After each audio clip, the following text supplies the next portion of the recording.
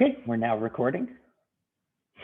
Okay, so today we don't have a presentation today. Did all of you guys do the presentation already? Chandra, yes. Kristen, Yeah, yes. we did. I think. You all did. Nicola, yes. Constance, yes. Okay, you guys all did. Chloe, looks like you didn't. I did it last week. Oh. About the predictive personality test. Okay. Oh, Bella, Camila, and Chloe. Didn't put that here. Chloe. And with Bella as well. Bella and Camila. Okay, so the people who haven't done it aren't here right now.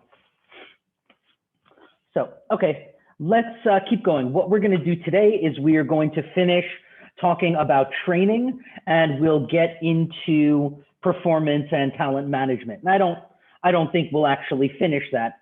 I only got to make one of the videos, so we'll see if we get beyond where that video went. But okay, we were talking last time about training.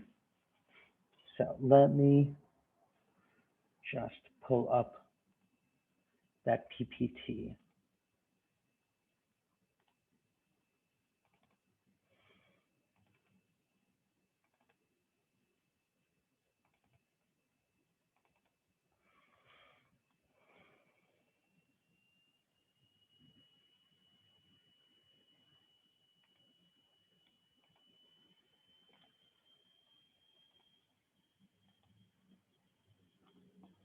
Okay, so we were talking about training last time, and we started by talking about the purpose of training, and we said at the beginning that there are two separate kinds of training.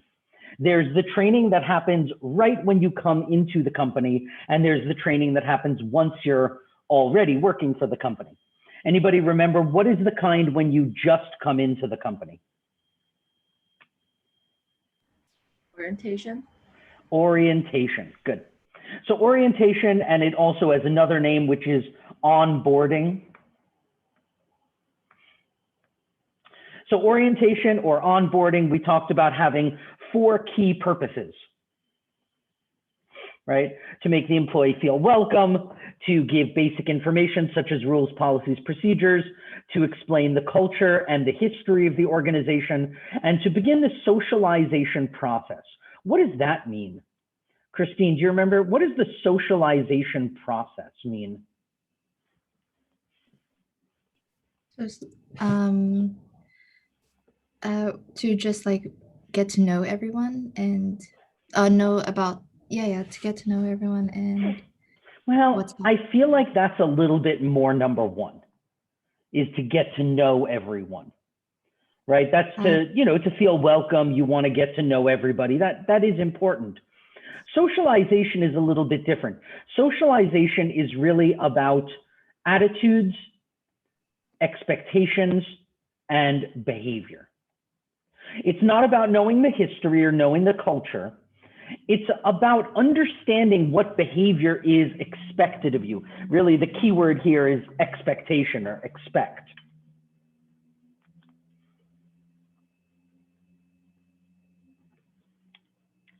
So this is what we want from the orientation, is to make everybody feel comfortable and welcome and get to know each other, and then also to give them some basic information they need about the rules, to let them know the culture and the history of the place, and then to start this process of becoming part of the organization, understanding what is expected of you. And this could be done with technology. This could be done face-to-face. If it's done with technology, it might be videos, it might be some sort of virtual design. But that's pretty much all we said about orientation or onboarding, right? Socialization is the process of letting employees know the attitudes, standards, values, behaviors, all of these things. So it's very important to understand what is expected of you at an organization. And then we talked about training. We talked about first some of the differences between traditional training and sort of modern training. We talked about some trends. So Constance, can you tell me one thing that is sort of a modern trend in training? No, I don't know. Now, Chloe, any modern trends?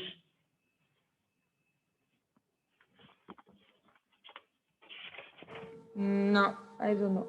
No. Chloe, if you had a company and you wanted to train people, so let's say you have an English school and you want to train the teachers, what kind of things would you train them?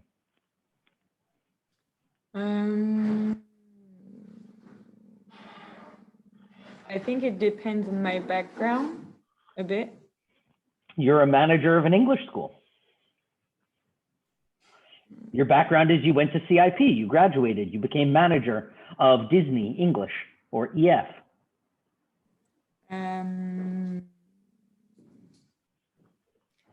I will see first who need a training. Okay, but that's not really my question. My question is, what would you train them in? Nicola, can you tell me something you would train people in if they're teachers? I would say something related to diversity. Maybe. I mean, I think my first answer would be I'd train them in how to teach well. I mean, I think that's got to be first, right? Like, this isn't sort of rocket science. I would make sure they know how to make good PPTs. I would make sure they know how to use all the equipment. I would make sure they know how to use Blackboard. I would make sure they're good at communication. I would make sure they're comfortable with public speaking. I mean, I'm not talking about anything really complicated. These are the things a teacher needs to do. You know, if you're training somebody who works in a factory, you'd want to make sure they can use the equipment. That's about it, right?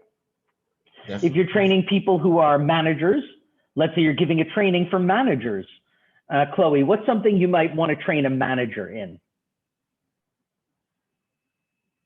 Organization, planning. Sure. That's all good stuff. And like leading maybe. Yep. Motivation, how to be a good leader, how to, like you said, plan things, how to delegate or organize. Sure. I mean, that's exactly what we train people in. That's really this traditional idea of training. So the traditional idea is we're training people for the job. If your job is advertising, we're training you in that stuff. If your job is you're an accountant, we're training you in accounting. And that's it. If your job is teacher, we're training you in teaching. That's the traditional idea. The modern idea is that we're not just training you in what you need. We're training you in things that are new categories of training. So we might be training you in technology that's not related to your field. We might be training you in something meaningful. What would be a kind of meaningful training on AEC there? Yeah, meaningful training, maybe yoga or like stress management. Sure. Yoga, stress management, how to paint pictures, how to play guitar, you know, swimming, childcare, you know, it's all meaningful. It's not about the job, but it might be good, not for people to be better at their job, but for people to be happier at their work. Cultural training, like someone said, diversity training. So all of these things pretty much are together, right? Like number 2, 4, 5, and 6 are pretty much all together. And the idea is just these new categories of training. Traditional training was training about your job, just getting better at doing your job. Modern training is about your life. It's about getting happier as a person so that you're more loyal. And even if you're not loyal, companies know that you're going to leave, but when you leave, how are you going to rate the company? You know, these days there's so many ratings and surveys. When you leave the company, are you going to give them a good score? That's really important. And then the other idea that's modern is this idea of an ROI, a return on investment. Nicola, what's a return on investment? Well, especially when the company make that training for the employee, sort of it increases sales or it's beneficial for the company, you know, the environment. less turnover. So you will have the investment in training in beneficial for the company. Yeah, but what does ROI mean? It's a very specific thing. What does ROI mean, Crystal? Return on investment. Yeah, it says it right there. What does that mean? That means that you calculate your cost first and then compare with the benefits that you can get. Okay, so your ROI is how much money do you make? Training is an investment. Training costs money, and you need a return. In the past, there was no return. It was just you train people because you're supposed to train people. But these days, everything is about cost versus benefit. If there's no benefit, if there's no return, then why invest? Why should I train everybody in yoga if it doesn't help me? Why should I train everybody in Excel? This needs to have an actual return. And these days, the return is quantitative. It's expected that you should be able to calculate in money what's your return on this investment of training. So we went over this all last week, but I know you guys took the midterm, most of you, and I want to go through this again because this is important stuff. You know, I do care that you know the difference between traditional training and modern training. We talked last week about how much should training cost, and I said, you know, approximately 2% of the payroll. But what we're talking about really, what I want you to know is not just 2%. I want you to really know this, which is the idea that we train almost 80% of people. You know, at CIP, okay, we don't train the IE or the shushu who clean the bathrooms. We don't train them. We don't train, I think Kathy, is that her name, who works at the coffee shop? Am I forgetting her name? Tracy? Tracy, thank you. It's Tracy. I was thinking of that recently. So, okay, we're not going to give training to Tracy, you know, but pretty much, if we're talking 80% of the people at CIP, probably everybody in the whole school besides Tracy and the maintenance people get trained. I mean, almost everybody these days gets training. Training in the past was really limited to managers and senior managers, and that's not true anymore. So that's another thing that's changed. Then we talked about formats. How do we train people? And we said it could be e-learning, it could be face-to-face. We talked about the benefits of training, and pretty much we said the benefits are like everything. Just pretty much, everything is a benefit of training, whether it's productivity, performance, profits, loyalty, sales, revenue, satisfaction, just everything. You know, there's so many benefits to training. And as managers in HR, obviously we have a big part in this. So what's our part? What do we have to do for training? Chandra, in HR, how do we contribute? How to make use of internal resources, Okay, so what does that mean? like a job description, job specification, those like information, like HR should be aware of the information about what kind of employees you have and what's the company's goal, how to match it with a company's goal. Something like that. Sure, absolutely. We need to make sure we know what are our internal resources. And by resources, of course, we mean people. We need to know who's working for us, the job description, the specifications, but we also need to know if they could help us be trainers. We need to understand the goals of the company. We need to understand what kind of training programs are available. We need to know what the managers need. And we need to survey the employees. Now, there's one other thing we talked about before we got into this training aspect, and that was called knowledge management. And we said last week that knowledge is distributed in two different ways, tacit and explicit. And I asked you guys for some examples. Last week, I gave you an example of tacit knowledge, which might be if you know that somebody is, you know that, whatever, the teachers are always very strict on Monday. That's not anything that would ever be in a student handbook. You would just learn it through experience. Explicit things are things that might be in a handbook. Bella, can you give me an example of tacit knowledge? What's something you've learned at CIP that was tacit?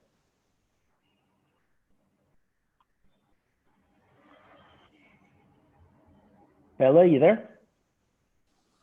Yes. All I see is your walls. Sorry. Tacit knowledge. What's something you learned at CIP that would never really be in the student handbook?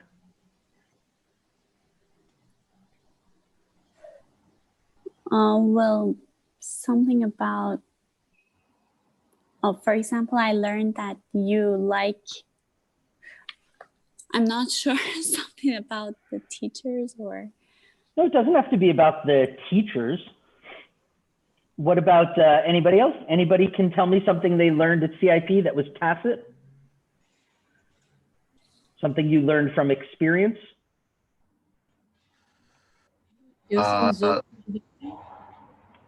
That most people take, what's it called? Are you asking? Simon's class. Research Office. methodology? No, office more than once. Oh, okay, is that true? I wouldn't know that. Yeah, that would definitely be an example of tacit. Or the example that like Naeem's class is considered to be very hard. That's not going to be in the student handbook. But if you met someone and you asked them about classes, they might say, you know, David cares about this or Simon cares about that. You know, you don't have to be specific, but the teacher's preferences is definitely tacit knowledge. You could be 15 minutes late. You could miss some of David's classes. He's not strict about this, but you know, Vance is or Anselm is. That's tacit knowledge. It's important knowledge, but it's never going to be written down. You learn it from experience. Explicit knowledge is recorded. So in HR, we do want to understand when we train people, how is this knowledge going to filter? So then we talked about the Addi training process. And we started with the first step.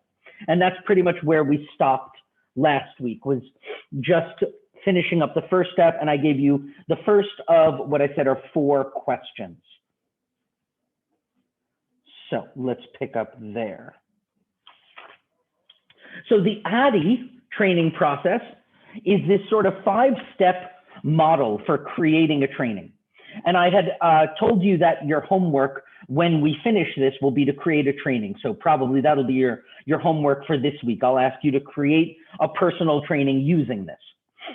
So the first step is to analyze. So what are we analyzing? Well, as I said before, with analysis, there are 3 different levels of analysis. And so we have these questions. So our first question is, do we really need this training? Other than the training, is there anything else that could bring about the desired outcomes? But another way to say this is, do we need training? That's the first question. And I will expect you to know all of these questions on the final exam. So this is our first question. And last time we stopped the class talking about this example. So you're the manager of a Chinese real estate company. The employees often spend all day away from the office, and you don't know if they're out showing apartments or just taking the day off. And we talked about, you know, fixing this problem. Now, in a lot of companies, they might say, okay, we need to do training. We're going to do integrity training or time management training or organization training or honesty training or something. And the question is, do you need training? We talked about some ways of fixing this problem without training, whether it's having them take a photograph of the place with their phone or sign a sheet or using some sort of geo-tracking thing. But that's the idea. So needs analysis, as I said, is broken into 3 parts. There's our organizational need, our task analysis, and our performance analysis. I guess I would say 4 parts. There's also the individual needs analysis. So 4 parts. So this gets us to our second question. Our first question is, do we need training? And our second question is the training feasible? So feasible means realistic or possible. Is the training possible? So we might say, okay, at CIP, we need to train all the students. We're very concerned that the students are disorganized. We need to have training for the students. But can we? Do we have the money and the time and the space to train 300 students? Maybe we don't, and that's a very important question. So we start with our organizational needs assessment. What do we need? So maybe at CIP, we need the students to be more organized. You know, what do we need? So the organization looks at the whole company. So we start broad. We're going to look at the company. What kind of things do we need? So let's look at the company. Well, we look at the legal situation in the company. Do we need any training that's related to the law? Do we need anything in CIP that's related to law? Well, maybe. You know, maybe we need, in fact, last year, they talked a lot about drug training. I don't know if you guys remember, but CIP was being targeted by the government. You guys aware of that? No? Yeah. Yeah.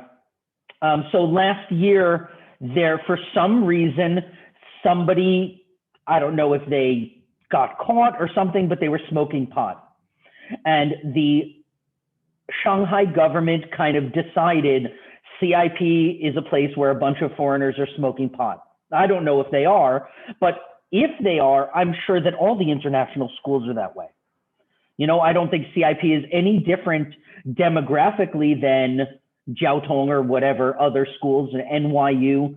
You know, however foreigners act in one place, it's pretty much how they act. So, but for whatever reason, CIP was kind of targeted. And we did talk about having some training for that. Do we want to do that? In the end, we decided not to because it wasn't feasible. Instead, we talk to the students about it. But the fact is the people who are smoking pot, in fact, they told us as teachers, when you talk to your class, just mention it to the class. Let the class know that this is very dangerous. You know, because the Chinese government is very, I don't want to say disorganized, but they have different standards in different places. So the rule in Changning district is not the same as the rule in Pudong, is not the same as the rule in Jiading, is not the same as the rule. Every district in Shanghai kind of makes up the rules as they go along. So you can't, there's no way to know what the law will be on Monday versus on Wednesday. There's no way to tell what's going to happen if you get caught in, I'm forgetting different districts that are close. I remember Changning because that's where I lived. But any of the districts, you know, it's totally unpredictable. And they might put you in jail for a day and they might put you in jail for a month and they might throw you out of China and they might take your passport. There's no way to know. So it was very important that we tell people. But, you know, do we need technology training? Well, recently they brought in those blackboards that were new. Some of the classrooms have, you know, like touch sensitive, or they're smart boards. That's what it is. And, you know, we felt that we needed training on that. Do you need training about demographics? Well, no, not right now, but maybe if we had more Chinese students, training on support, training on any of the resources we use. You know, these are issues that we might need to think about at an organizational level. We need to take a look at the entire organization and decide, is it feasible? So when we say, is it feasible, do we have the resources? Do we have the money? Do we have the space? Do we have the time? Do we have the materials? Do we have the expertise? Does it fit our plan? Do we need it for the skills? You know, so is it feasible is question number 2. Question number 1, can we fix the problem without training? Question number 2, if we need training, can we afford it for money, time, and space, and anything else? Question number 3, if we need the training and we can afford the training, then how do we know what kind of training should be given? So question number 3 is what kind of training? So now question number 1, can we fix this without training? Question number 2, can we afford the training, both in money, time, and space? And then question number 3, if we can, What kind of training? So now we get into our next level of assessment. And this is our task needs, not the organization, but the task. So when we talk about tasks, we're generally talking about job descriptions, right? We already know that. Now, at the beginning, you know, back in our recruitment subject, we talked all about job descriptions. So as I said, this comes back again and again. It comes back when we talk about compensation. It'll come back when we talk about assessment, and it comes back here when we talk about training. So with the task needs, we have to look at the KSAPs, the knowledge, the skills, the abilities, and maybe the intangible qualities like personality. We need to figure out what specific skills are required for the job. And this includes breaking a job into subtasks and teaching the subtasks. And that's similar if you guys remember from management. Anybody remember what's this called? Breaking a job into subtasks? Anybody remember from management, what's that called?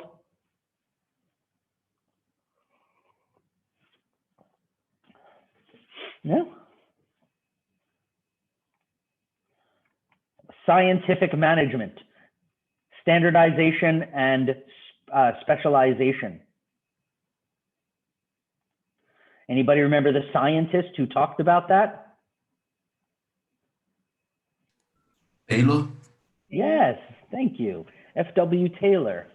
So Taylor talked about this idea of breaking a job into its constituent parts and then trying to improve the efficiency of each part. So we have to figure out now, when we're talking about this for HR, you know, as a teacher, can we break the job into parts? Sure.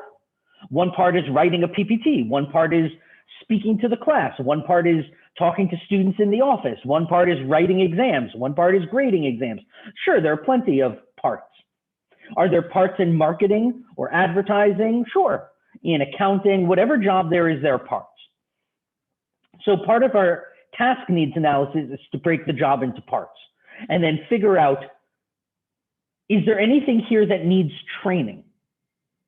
So obviously we're looking at, as we said, the job descriptions, the job specifications maybe. We're looking at the requirements matrix, the job requirements matrix, to look at all these tasks that are happening in the job.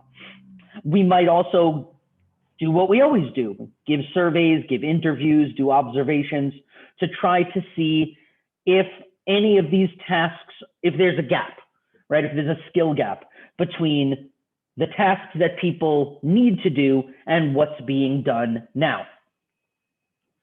So, okay, that's our third question. So Constance, please remind us, what's question 1, 2, and 3?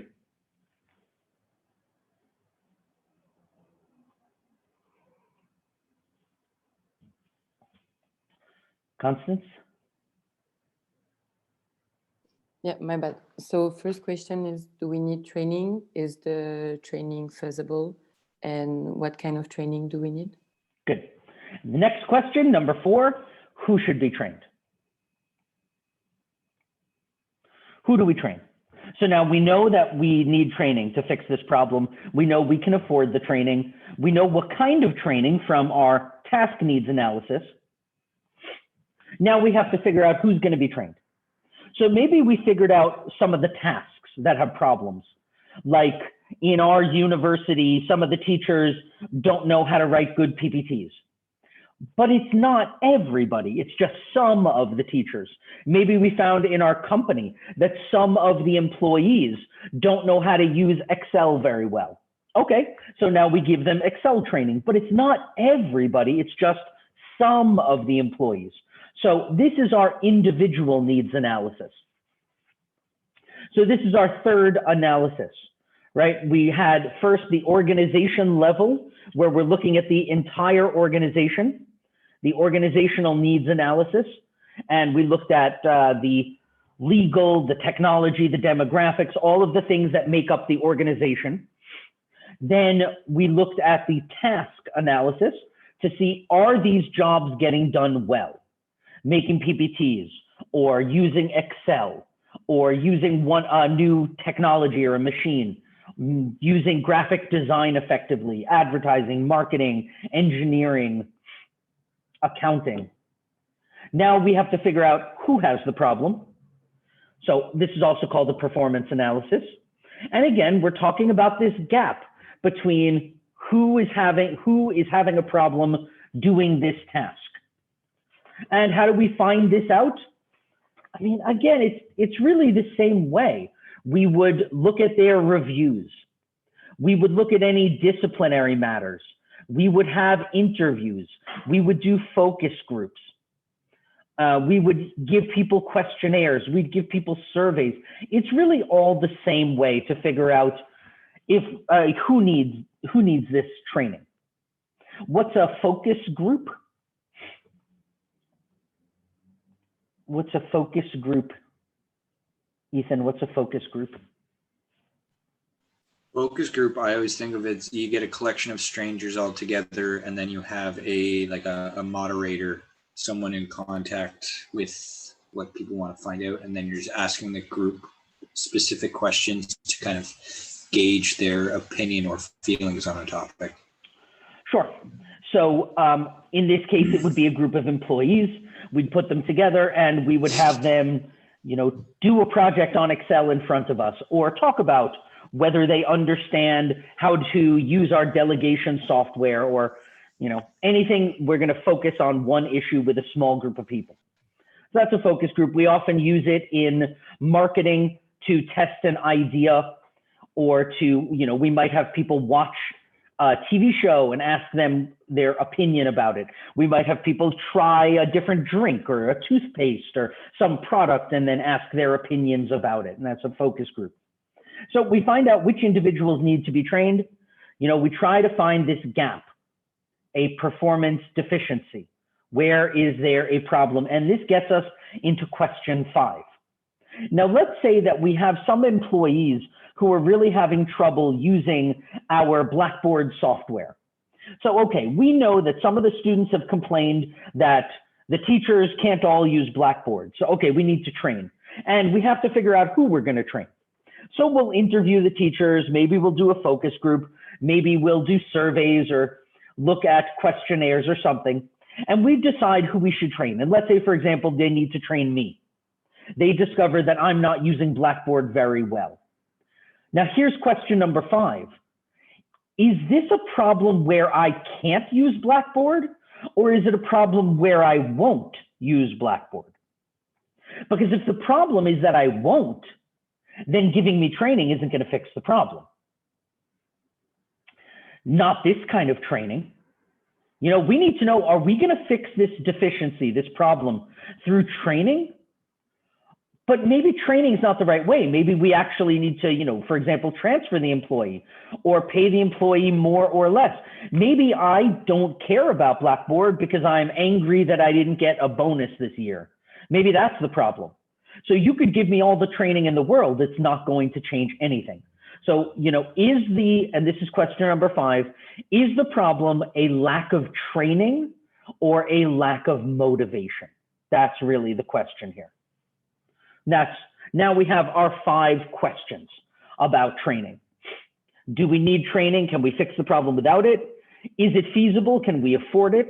What kind of training should we use? So that's so feasibility, that's the organizational needs assessment. What kind of training should we do? That's the task needs assessment. Who should we train? That's the individual needs assessment. And then finally, is this a matter of training or motivation?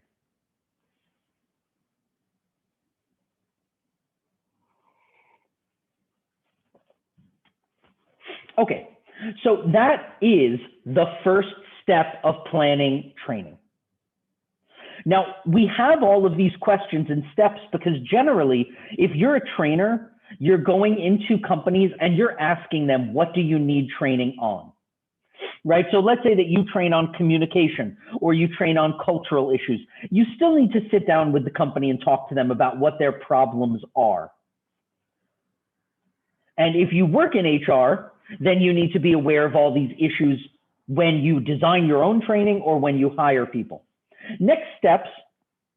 So here's some performance deficiencies that might exist. You can look at people's appraisals.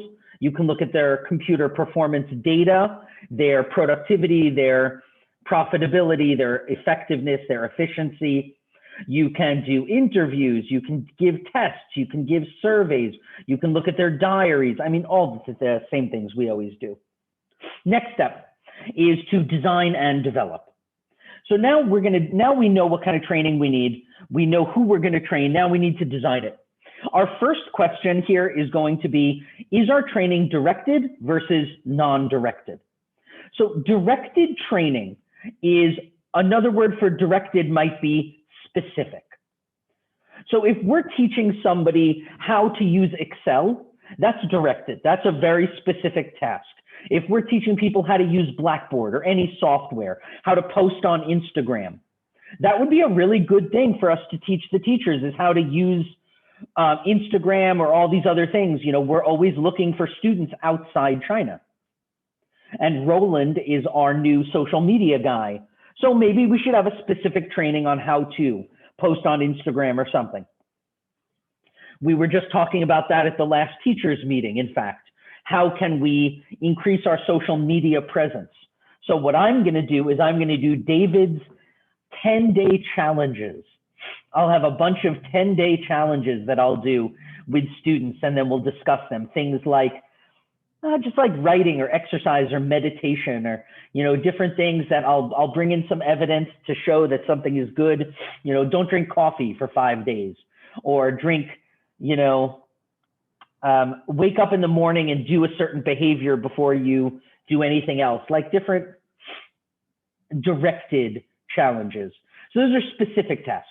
Now, a non-directed challenge is something that's open, like communication.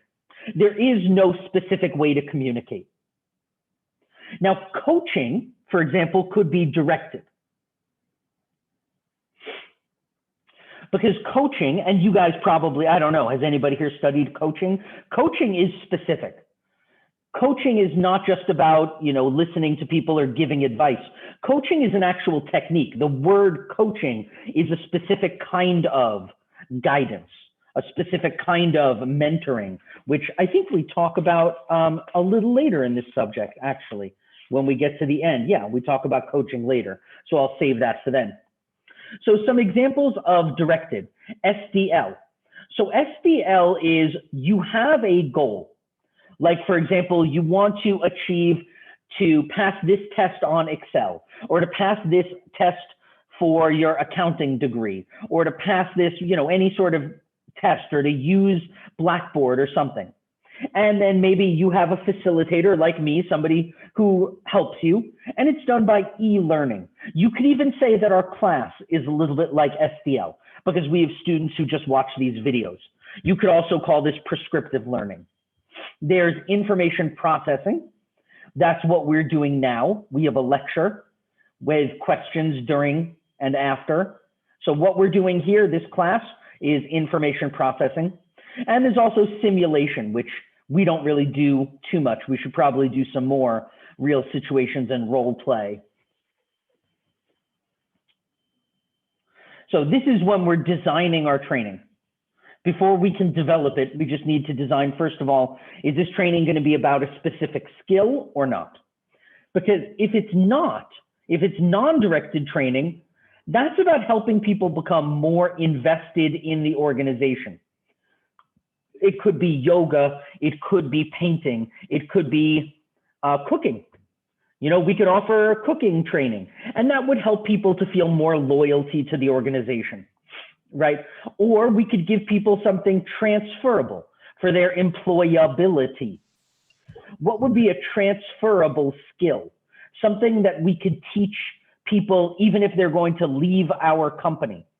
Well, let's say that Anais works in the advertising department. Now, we could offer a training for you advertising people in how to use accounting software. Now, that's nothing that you do in your job here, but it makes you more employable.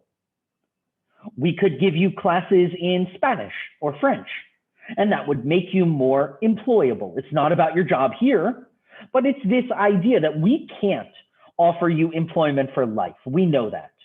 So we want to make sure that you have a good time while you're here and you actually are positioned to get a good job when you leave. This generally increases employee satisfaction. It costs money because it's training. But, you know, maybe Anaïs speaks French and we can have her be one of the trainers. And then it's going to cost us a lot less money. You know, it reduces everybody's boredom. We could do this online or we could do it face-to-face, right? And there are benefits of having e-learning and online education, but there are disadvantages. As you guys know, waking up 5 minutes before class and not having someone walk around the classroom and make sure you're taking notes. And, you know, there's definite disadvantages to distance learning. Can someone tell me an advantage of distance learning? Christine, what's an advantage? You might be able to attend a class that you might not be able to do in your own country. So like I can get your teachings, you're in America. So yeah, I can get from all over the world if it's just online learning. Sure, absolutely. You can take classes anywhere. You could take asynchronous classes. So if there are two classes that are both at the same time, you could take both. That's amazing. I mean, that really is an amazing thing to be able to do. You could take classes that are offered only in Germany or only in Italy, you know, wherever. And that's amazing. However, there are obvious drawbacks, right? Obvious problems. So there are three kinds of distance learning. If you decide that in your training you would want to teach people online, you have to decide which kind.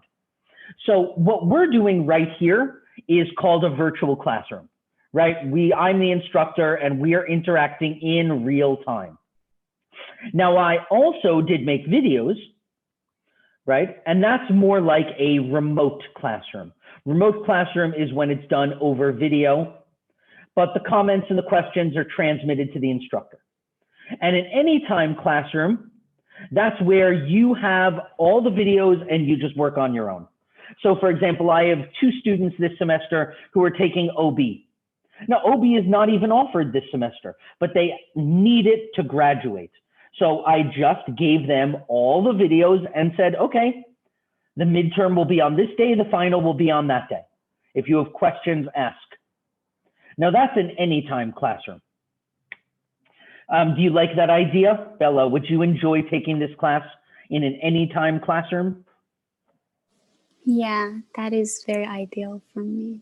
That I would just give you all the videos and then you just watch them whenever you want and just ask if you have questions. Yes. Yeah. Anybody not like that system? Anaïs, why not? I like the feeling of being in a classroom just because you get all these different perspectives.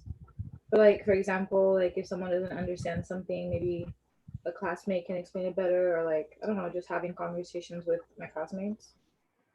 Yeah, I agree. I mean, that's for me. I prefer a classroom to all videos, but I guess it depends on the class. Depends on what I'm learning. And it also depends on the teaching style. You know, this is a fair amount of lecturing, so I could understand if you guys wanted to just watch the lectures completely, and then we would just meet and do nothing but exercises, right? So like if I offered this class again on Zoom, God forbid, then what I would do is demand that everybody watch the videos on your own time, because now the videos would be done, and we would meet and only do role plays and exercises and case studies. Of course, if I did that, many students would fail my class, but it would be fun to try. So there are advantages and disadvantages, right? It's easy. Another advantage, it's very easy to update. If everything is on the internet, I just resend it. Change the video, change the content, add another video. Super easy to update. You can watch it repeatedly. That's a big, big advantage. You know, if you're listening in a classroom and for a little while you're not paying attention, you're looking out the window, that part of the course is gone. You don't get it back. You didn't hear it. You can take breaks whenever you want.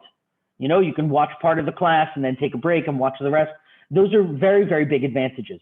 And as you said, you can watch classes from around the world. You can do 2 classes that are simultaneous. But of course, there are disadvantages. One, which you guys are okay, and you're very lucky. But I have some friends who are teachers in America in inner city school systems, and they don't have computers. Most of the kids don't own a computer. What are you supposed to do then with Zoom education? When not everybody has an iPad or a tablet or a computer. People just don't have those things.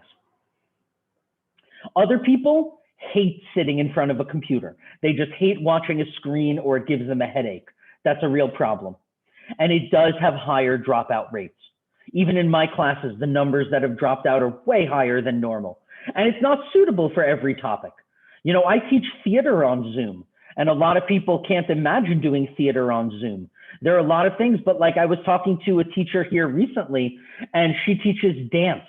And she said she literally will have the students stand up in front of their videos and dance. I mean, that sounds like a nightmare, trying to dance. And these are group dances. So everybody's on Zoom trying to dance with each other at the same time. It's crazy. These things are obviously huge disadvantages. So a lot of people like classroom learning. Obviously, you know, what's the problem with classroom learning? There's almost no flexibility. Either everybody's free at that time or you can't come. And that's a pretty serious problem. Location, travel expenses. You know, if you want to take a class in London, you have to be willing to go travel to London. The pacing. What if I teach, you know, Saturday, Sunday, Monday, 12 hours a day, but you don't want to study that fast? That could be a huge problem. So classroom learning is more effective, but usually only for smaller groups.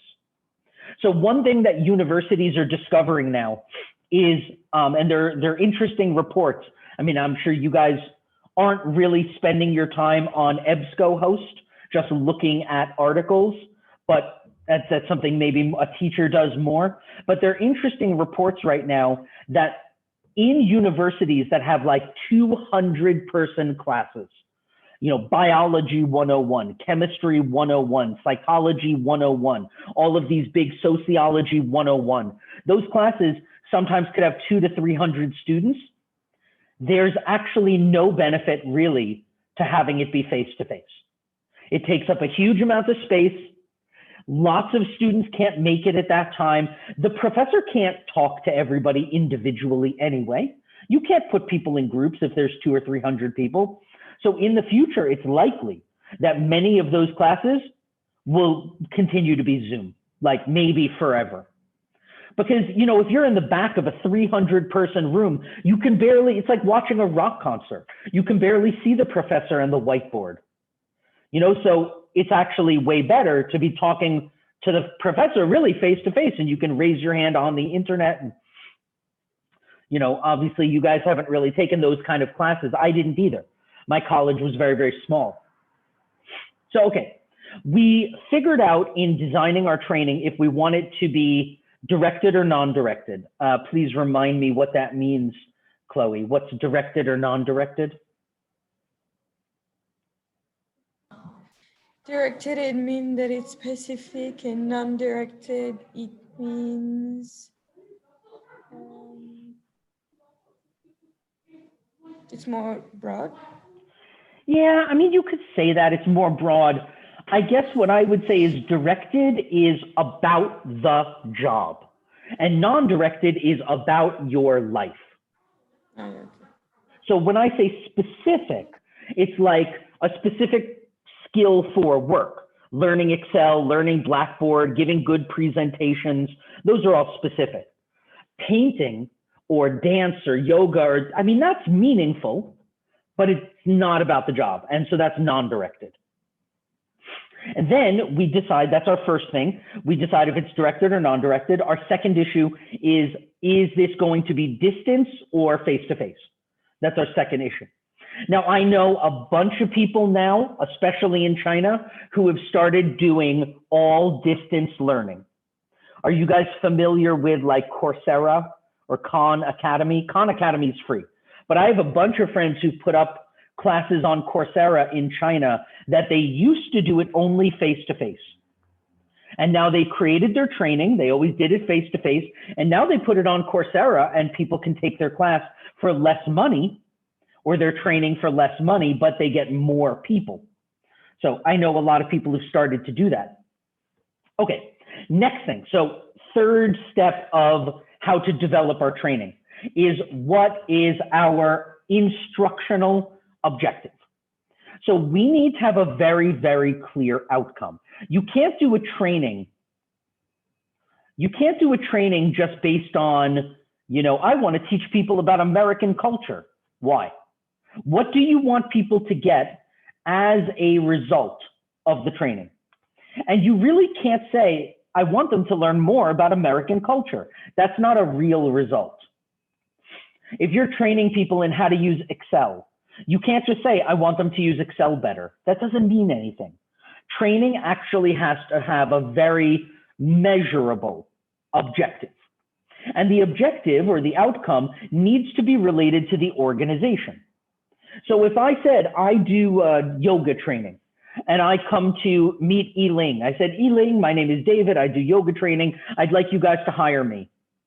And she says, well, what's the outcome? And I say, as a result, everybody who takes my training will be 15% more flexible. Okay, but what does that have to do with the organization? It has to be related. Like, as a result of my training, it has been demonstrated that people usually take a shorter lunch break and are more relaxed during meetings and when talking to customers. Okay, that's very specific. Like, how much more relaxed when they talk to customers? Well, I have the evidence. And of course, you have to do trainings for a while to actually get numbers. But that's what you want, is to say 20% of the people who did my yoga training found that they had their loyalty was increased by 10% in surveys, something like that.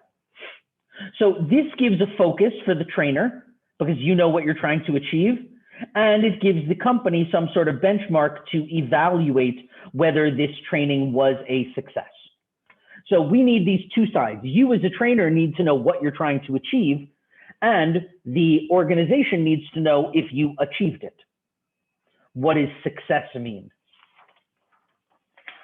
How do we set these kind of objectives? Well, let's say that we have this company that teaches English and we want to give trainings to this company. We started by asking our 5 questions. So we already did our organizational needs assessment, task needs assessment, and individual needs assessment. We looked at our job description and job specification. What we would also look at would be the competency model, which we've talked about before, right? This competency model that has these areas of knowledge or these roles. And so, for example, these would be foundation competencies, things we think everybody at our company, our organization should have. They should have ethical behavior and good judgment and good goal setting and be effective. We could do trainings on any of these things. Communication, leadership, negotiation, motivation.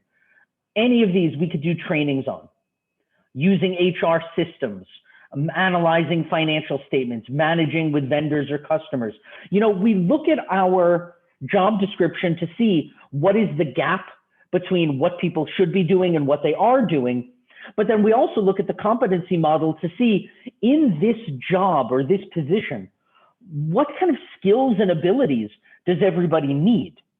It could be everybody in the organization. It could be just in one department, but we look at what they need to figure out what's our objective going to be. And again, it has to be something that's kind of measurable. How do we measure ethics? We measure it with a test, an ethics test. How do we measure good judgment? We measure that with a personality test. How do we measure goal setting? Probably we actually give them tasks and see, can they learn to set goals? How do we measure effectiveness? We measure that with tests. We have selection tests for all of these kind of things. How do we measure communication? I mean, it's hard. These things they're directed, they're about the job, but they're still very difficult to say exact. It's not the same as learning to use a piece of software or a machine. How do we measure leadership? So one way we do it is over time. You know, that's usually the best way. So if I've been doing a training and I'm going to train, let's say you guys are all the employees, and I'm going to train you guys in communication.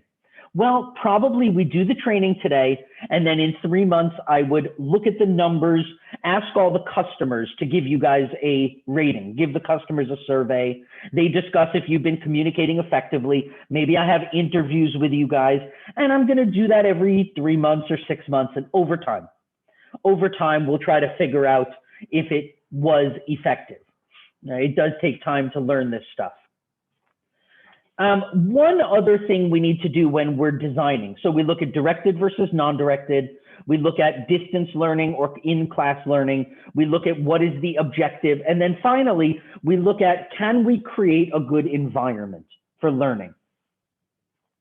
Because actually this really affects how well people learn. This is one of the big problems with Zoom.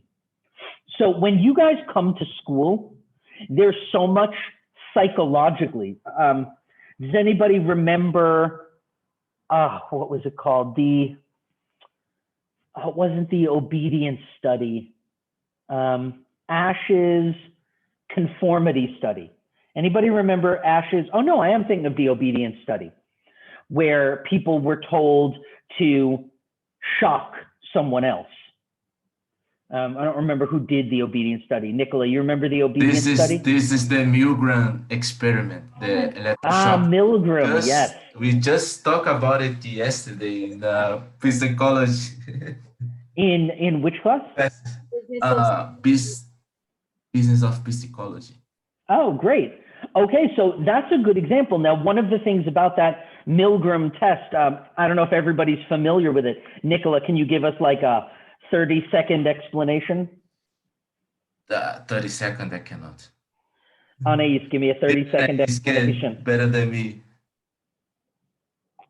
Okay, I'll speed it up, I guess. So basically, they had people say the wrong answer to something, like ask a question, and the other person had to say the wrong answer. And as long as you didn't say the wrong answer, they'd keep buzzing you to give you a shock, electric shock. And it was just to see how quickly people would start saying the wrong answer, knowing it's the wrong answer. And what was the point? Well, to see how people conformed, like in a setting that like they were punished if they didn't say what they were expected to say. Okay, so, and part of this was, will people do what they're told? So if someone says, you need to shock that guy, will you? You know, that's the idea. Will you be obedient also? Now, one of the things they studied in that is the person who was giving the instructions, who was saying shock somebody, that person was dressed like a scientist. And they did another experiment later where it was the same idea, but the person was not dressed like a scientist. And they found that more people are obedient when they're in an environment like this nice work. This was at, I think it was at Yale. So when they're at this very nice building in this expensive university and a professor or a scientist is telling them what to do, people will listen. Because the environment in which we find ourselves has a huge impact on us. So one of the problems with Zoom learning is you guys are maybe sitting at the same place where you watch TV or something like that. And that is very, very bad for learning. Now that's something that, because Zoom is so new, that I don't think the schools have really understood yet how to explain to students. You should actually have I wouldn't call it a classroom, but like a desk, a location, even if you know, you watch TV facing this way and then you watch the class facing this way, just something. There really should be. In fact, some people would use like a totem or a talisman, which would be like, let's say, for example, you have 2 cups of pens. And when it's class time, you put one on each side of the computer. And that marks that you're in class now. Whatever it is, like these psychological things actually have a huge effect on us. And how are you in the training going to create a learning environment? Because it really affects how well people learn. So part of this is the actual environment, but part of it as a trainer is, are you just going to use PPTs? Are you going to use signs or cards or graphs or charts or films or videos? Like, what's your environment? I don't mean the walls and the ceiling. I don't mean is the room blue or red or white. I mean, like, what are you bringing with you? What are your materials? What are your visual aids? You know, if you guys go and sit down at class, so for example, as a teacher this semester on Zoom, I use this desk for teaching. I will never, ever eat anything at this desk. I will drink coffee or water, but that is it. I use this for teaching because I really believe that the environment has a huge impact. So I definitely recommend that you get something that's school-like, something that reminds you of education, and put it next to your computer. Who was just telling me? I know a professor in Australia who was telling me what he does. He teaches earth science, and every morning he picks a flower from his garden and he puts it near his computer. And throughout the day, he looks at it and smells it. And he said, you know, it may sound silly, but it brings me back to the fact of what I'm doing. You know, it's quite important. Okay, so once we've created a learning environment, this is done, and you can look at this on your own, you know, but this is how do we motivate a trainee? And it's ideas of how do you make your learning sort of meaningful, right? What could you do at the start of the training? What kind of visual aids could you use? Creating a perceived need. A lot of this has to do with also organizational change, like Cotter and Cohen, if you remember that. So you can look at this on your own, but these are just suggestions for motivation. Okay, then we get to our next step. So let's finish the steps, and then maybe we'll take an earlier break today once we finish the steps. So just a couple things to say in this, and the most important here is the evaluation part. Implement means you just do the training, but evaluation is pretty important. How do we measure the benefit of training? You guys haven't been talking very much, so let me take a moment and put you in, let me put you in 3 breakout groups. And what I want to know is, how do we measure the benefits of training? You know, whether it's painting or yoga or learning Excel, how do we measure the benefits of training? So take a couple minutes and talk about these. There should be 3 people in each group.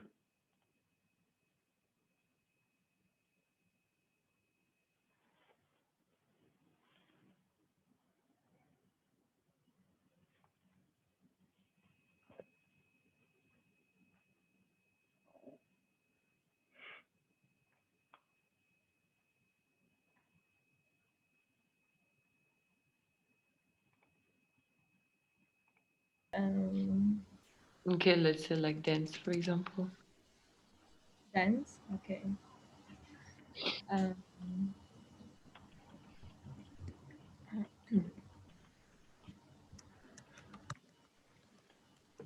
What does the training include? If you want to train a dance Like teacher, movement, stretching, I don't know, the general like mood. Are we doing yoga in what company?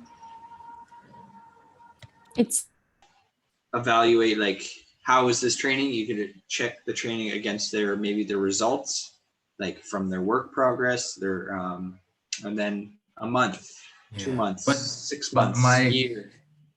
I'm kind of thinking like, will they be like honest? You know, if they don't like the training, oh, I don't like it. Would you? Yeah. To your boss. I think we should maybe like specify the questions we'll ask the employee. Like, I don't think we need to necessarily ask them if they learned anything. Maybe like ask them how they think they could use what they learned. That's a good way to word it. Yeah, that would be more soft. Yes.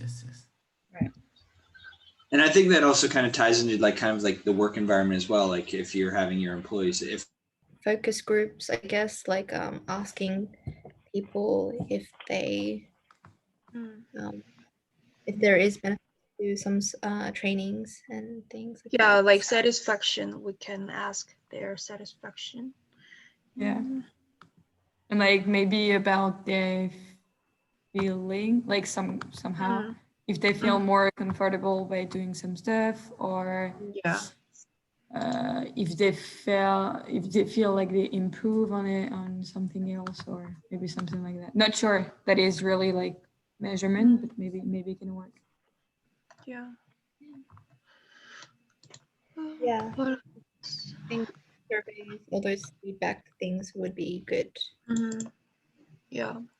Okay, that sounds good. I'll close the rooms. Let's talk about it together.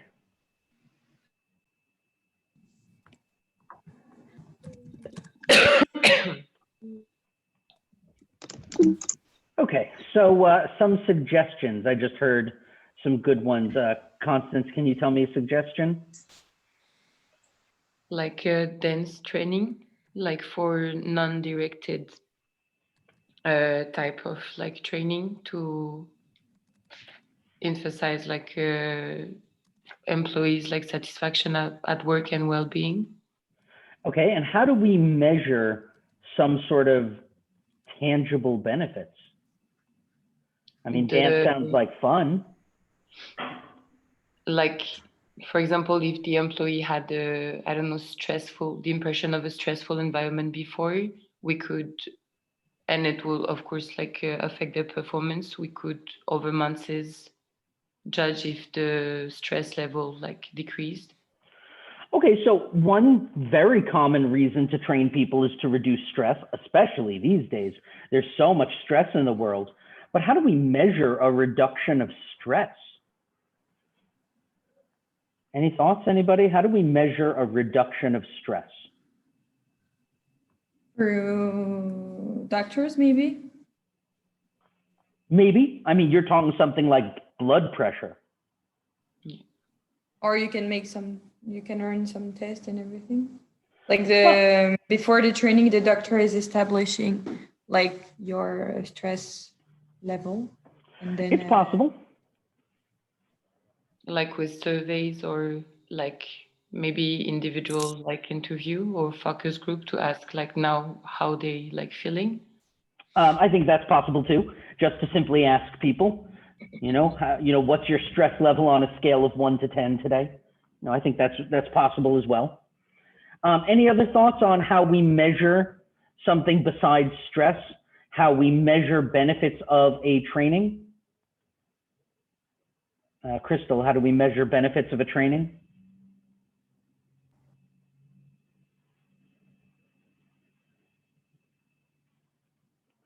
You're muted.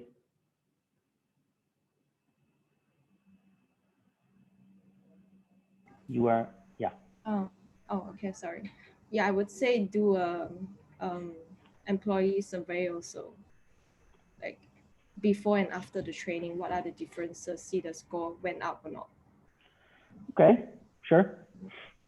Anybody else? Any other thoughts on how we measure benefits from training? This is definitely a part of training that most people don't think about. When they think about planning a training, they don't really think about measuring the benefits. But the people who have a good system to measure the benefits are the ones who are more likely to get hired.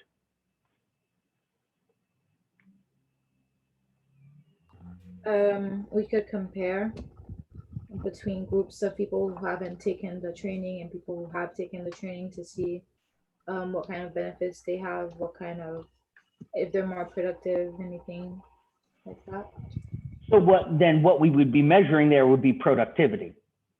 Well, I mean, it depends on the training. Obviously, if you train someone in wine tasting and you don't train other people, then obviously the people who haven't taken it won't know generally how to choose wine. So it just depends on what kind of training you gave. Okay, so we could have a control group that doesn't take the training and one that does, and we'd still have to find a way to measure things. Whether it's productivity or satisfaction or effectiveness, we still need to find a way to measure these things. So, okay, when we talk about this, what we're talking about is ROI, return on investment. And it's really, really critical that we understand whether the outcomes have been achieved. And we want to know, have the outcomes actually changed people's behavior, right?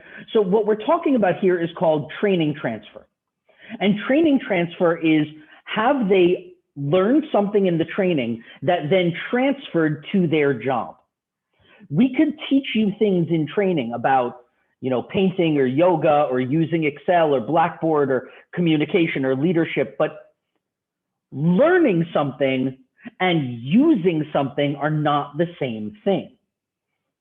And that's one of the key ideas here. When we say, how do we measure training? It's not just, did the employees learn something or memorize something? It's, can they actually transfer that knowledge to their on-the-job behaviors? So really that means we have two questions here. One, did they learn something? And two, can they use it at work? Does it change their work? Now, if you learned yoga, sure. It doesn't mean you're doing yoga at work, but it might mean you're more calm with customers. If you learn painting, it might mean you're more calm or creative or loyal or satisfied. There's still lots of things it could mean. But typically, yeah. Can you use key performance indicator in this case? Sure, definitely. Let's say that your KPI is you're in sales, and your KPI is to get 3 new corporate accounts this month. So your job is, you contact a lot of different companies, you try to sell our product. Okay, we do leadership training, and your job is to get 3 new clients. Now we're going to give everybody sales training, and your KPI is 3 a month. So the outcome of the training would be, everybody should be able to achieve their KPI. Yeah.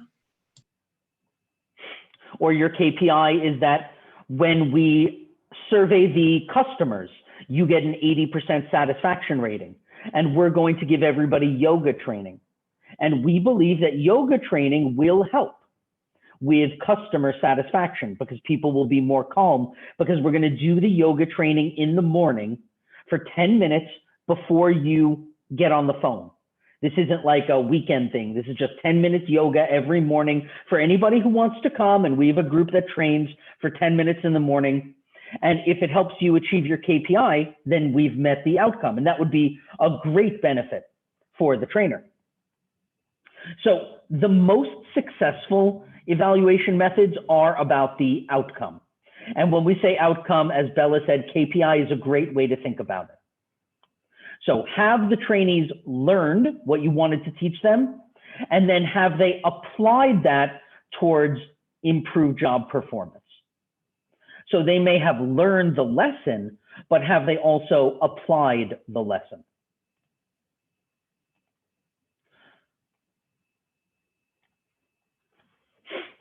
And I do like the idea of using KPIs.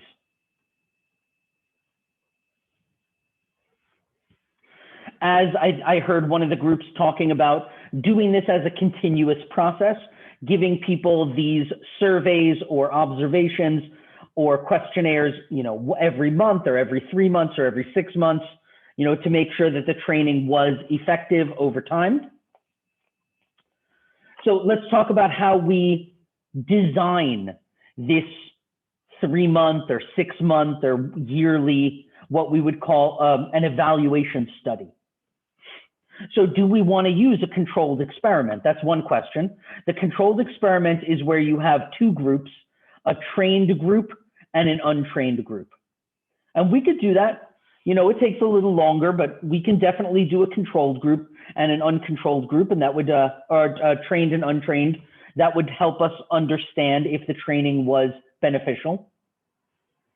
If we don't do that, then how do we design our evaluation? Well, again, it really never changes in HR.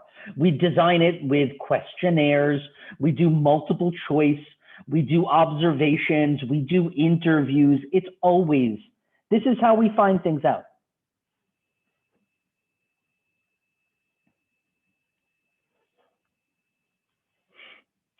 Another thing we sometimes do is before the training. So before the training, and as I said, you might do this, right after the training, 6 months, 1 year. One thing we do though is before the training, we're going to ask people to identify competencies, skills, knowledge, abilities that they need to learn. Then during the training, like right after the training, ask them what did they learn, and then talk with them about what are some ways, some specific measurable ways that you could apply these to work. And one thing that's very important about this evaluation is to tell people this is just feedback. So what does that mean? Well, let's say I give you all of you guys leadership training. It's very important that I'm not grading you on whether or not the training worked. I should be very clear that even if the training didn't succeed, that's not your fault. You don't get a reduction in pay or a lower job or punished in any way if the training didn't work. It's not your fault if the training didn't work. It's just for feedback. We just want to know about, do you feel that the training worked? What did you learn? And what are some specific ways you have applied this? So this is a common question that's asked after training, right after, or 1 month or 3 months or a year after. What did you learn, and what are some specific ways you applied that? Then another thing to do would be during the training. So let's say we're having relaxation yoga training. And I would ask everybody to sign a contract. Okay, this is an evaluation contract.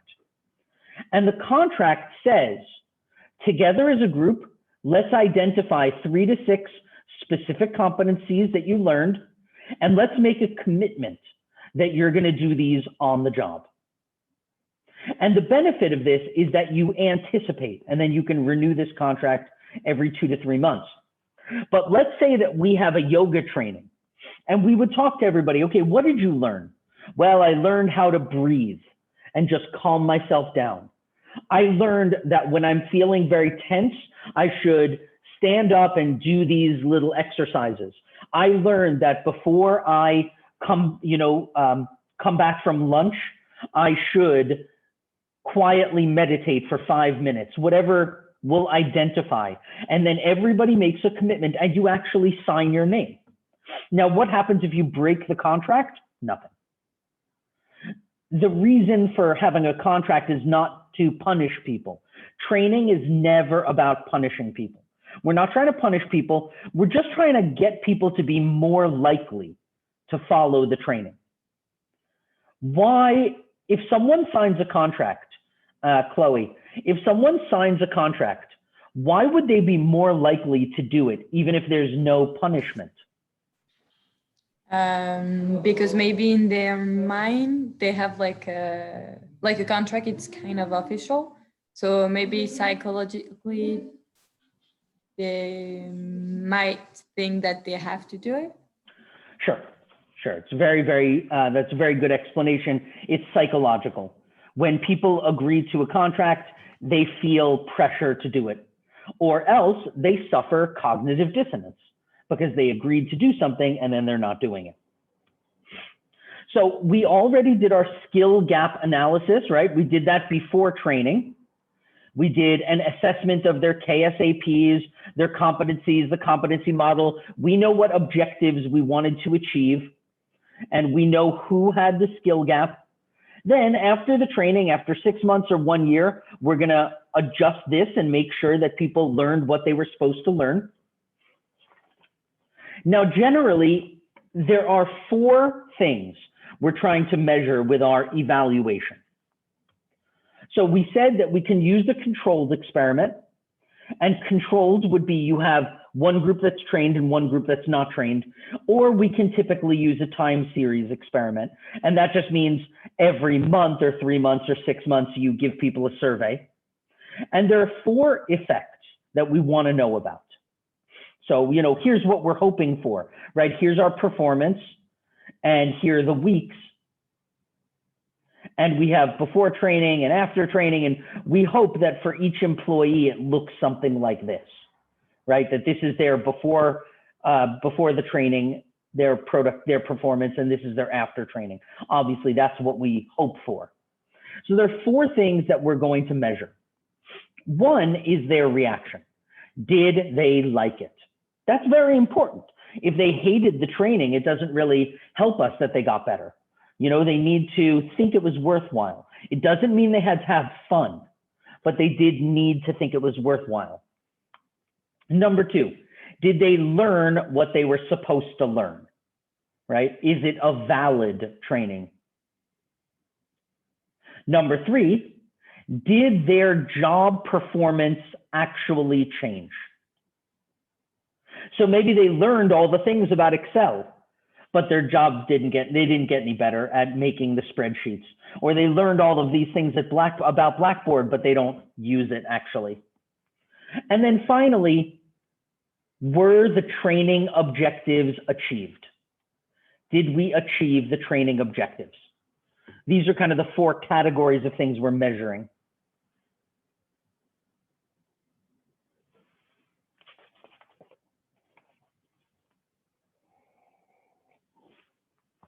Okay, last thing before we take a break is this idea of measuring this in money. So how do we measure this in money? And this is important because very few companies have been doing this. It's a fairly new idea to measure this in money. So for one, we need to isolate benefits. So let's say we're going to have a training in how to use Excel. Let's say it's in how to use Excel. Now you guys, let's say you use Excel at work to organize all of your customers and your accounts. We use Excel. And we can figure out what how long it takes you to do that usually. And then after the training, we measure how long it takes you to do it now. And we're going to compare. So we need to isolate these benefits of training. Again, through questionnaires or surveys, or, what costs us money? It is your performance, how long it takes you to do things. How long does it take a teacher to go onto Blackboard and create a course? How long does it take a teacher to create a PPT? How long does it take you to use Excel? How long does it take you to communicate with your employees? We'll try to isolate the benefits. Then we're going to figure out how much this costs us. So number 2, convert this into money. So if it's tangible, we might have a quantitative measurement, like we give everybody training on how to use multimedia in class to teach. And then that saves us paper because people are not using photocopies. And it saves us labor hours. And it saves us people, we give people a training in yoga and then there's less absenteeism. It saves us time and there's less complaints if we have communication training. It saves us money if we have more customer satisfaction.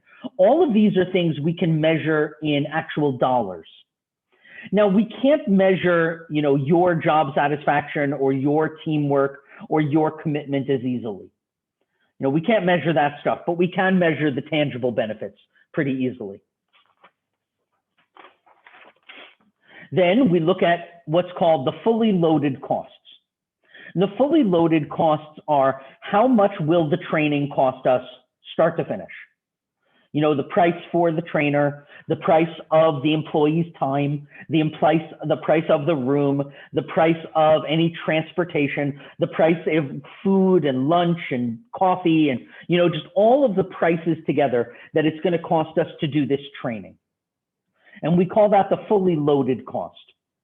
So in step number 1, we look at what are the benefits of this training. We expect better communication.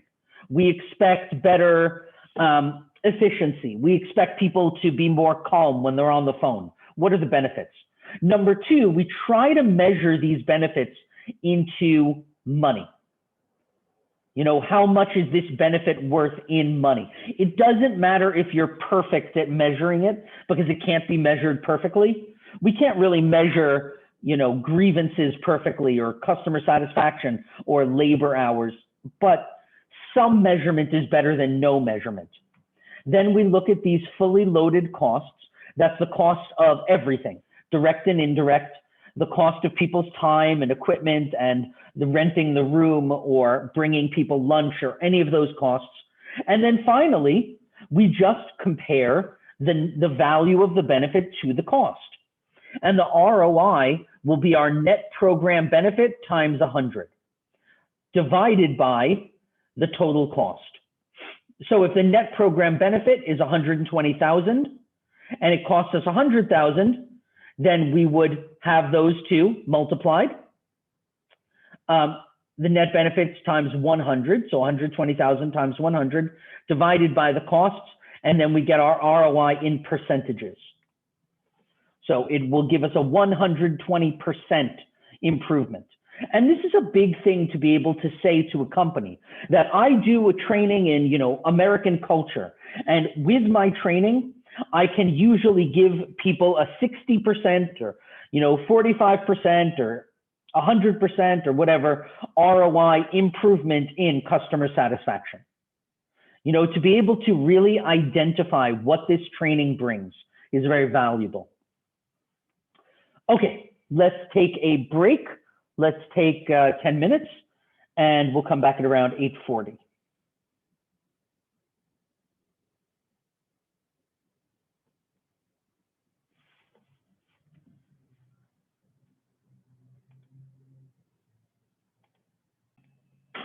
Okay, we're recording again. So we were just talking about all of this stuff with measuring training. And now we're kind of done with that part, with the Addi process, the analyze, design, develop, implement, evaluate training process, which, you know, I do need you guys to know for the final. Now let's get into the next part of training, which has more to do with career development. So the question is, what kind of career development should be offered?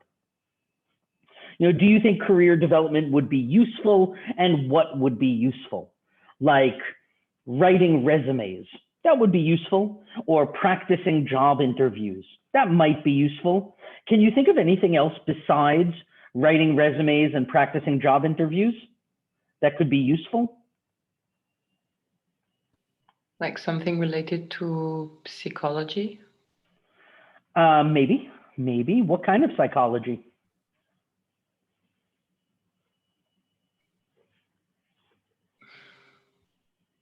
Like around, I think like the usual stress, well-being. If someone is getting bullied or things like this. Maybe. I'm not sure that would help you improve your career, you know, to develop your career. What about stuff we could teach you guys that would help you get jobs? We could help you with writing resumes and doing interviews, but how else could we help you get jobs?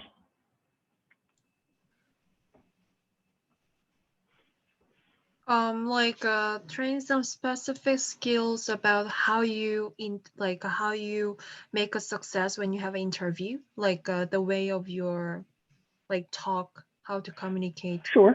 Resumes and interview skills are definitely, you know, two possibilities to help people get jobs. Anything else? I think, you know, lessons on using social media and LinkedIn. You know, one of the most important lessons that I don't think is really taught is that you don't get jobs from websites. You get jobs from people. Websites don't give you jobs, people give you jobs. Somebody say something, have a comment? No? So I think an important thing for career development is how to reach out and make contact with people who do the kind of job you might like to do. That's actually a very important way to look for jobs, is not just to look for things that are advertised, but to make contact on LinkedIn with people who do the kind of thing you might want to do and just talk to them. You know, that could be beneficial, for example. Generally, one thing that's really important that I think CIP doesn't do right now, and I don't think any Chinese universities do this at all, is career counseling. That's really important. You know, being able to interview is good, and being able to write a resume is important, but do you know what kind of job you want? You know, that's really important. A lot of people graduate college and don't know what they want to do.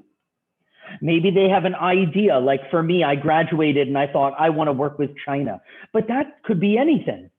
You know, like what do you want to do? Career counseling is very important. Has anybody here ever gone to a career counselor? Anybody here ever had career counseling? Yeah, I had once. Was it useful? Not really. They kind of sorry. They kind of just tell you most of the time what people have already told you, or something that really doesn't match you. Just because these meetings are really shallow, like you meet the person for like 30 minutes and they're like, okay, I know what to tell you, like what job you'll do. Right. So yeah, I mean, a good career counselor is almost more like a therapist or counselor where you'd meet them, you know, a few different times. I would recommend a book called What Color is Your Parachute? If anybody here is struggling with what should I do when I graduate, you know, that's a very good book. What Color is Your Parachute? That gives a lot of exercises you can do on your own. It's meant for people who don't have the opportunity to get a career counselor, to be able to kind of do it for themselves. But that's an important part of career development. So for example, I have a friend in Los Angeles who lost his job due to COVID, and it was a big company, it was a radio station, and they provided career counselors to meet with him, you know, over the course of 2 or 3 weeks, a bunch of times, to really talk about what other jobs could he do and to help him write resumes and to do all those kind of things, to tailor a career program, right, to the employees. So that's really the benefit of career counseling, is it's different for each person. Other things in career development, you know, understanding that when candidates apply for a job, making sure you do follow-up interviews with them. Something HR could do is, if you decide not to hire someone, you could still meet with them and tell them the kind of KSAOs or KSAPs that they might need to get that job. You know, these are things that HR can offer, right? So if you didn't get a job somewhere, to be able to still sit down with them and say, listen, you didn't get the job, but you know, we'd like to talk to you about maybe why you didn't get the job and what kind of skills, if this is what you want to do, if this is what you're passionate about, you can go online or go to a local university and learn these things. So those are things that HR can do. In general, we have sort of a model for HR of how we do career development. You want to keep an up-to-date record, and we have that because we have a job description and a job specification, and we have the job profile and the employee competency for each person. We update it with any new information that we get from HR, and we integrate the employees' goals into the organization's goals. We make a career plan for each employee, and we try to make career development a team effort. So the idea here is that career development is a kind of training, and it's a training that all companies should be doing. All companies should be helping the employee to develop their career. We already talked about, in a previous class, we talked about succession planning, right? Making sure that in HR, one thing we can do is find out who's going to replace the manager or the executives if they leave. But in order to do this, one thing that we can do for training purposes, right? So we understand what this means, right? Who can replace executives or managers or other higher level jobs. And so in order to do this, what we might have is an acceleration pool. And an acceleration pool is a group of people that we have chosen, not because they're ready, but because we think they have a lot of potential. And so we'd put them in a special sort of VIP training program where maybe they would be met with one of our managers each week, a different manager to give them some lectures or case studies. Maybe they would attend conferences, and they might be in this pool for years. But these are the people who are going to be selected for succession. So these are the people who, you know, we could give them 6 months to a couple of years of training and programs and things to really get them ready so that when a manager leaves or retires, they could take their place.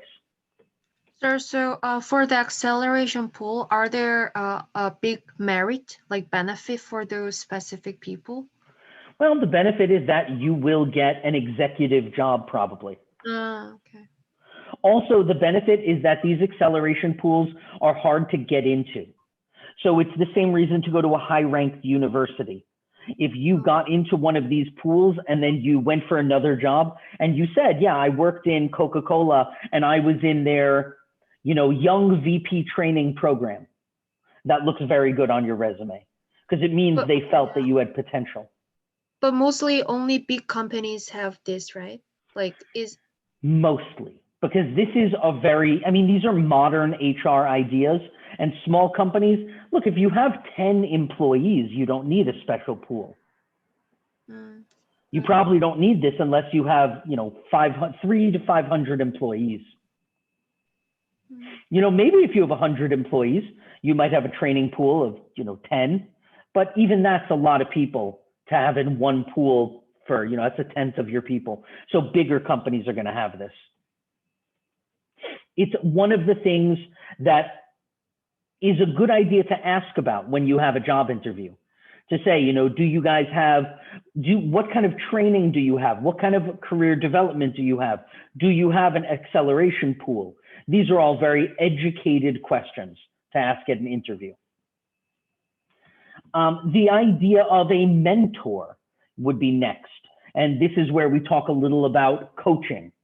So this is a different kind of training. You don't bring in a trainer, but you get a mentor. Has anybody here ever had a mentor? Somebody who kind of guides you in how to accomplish something?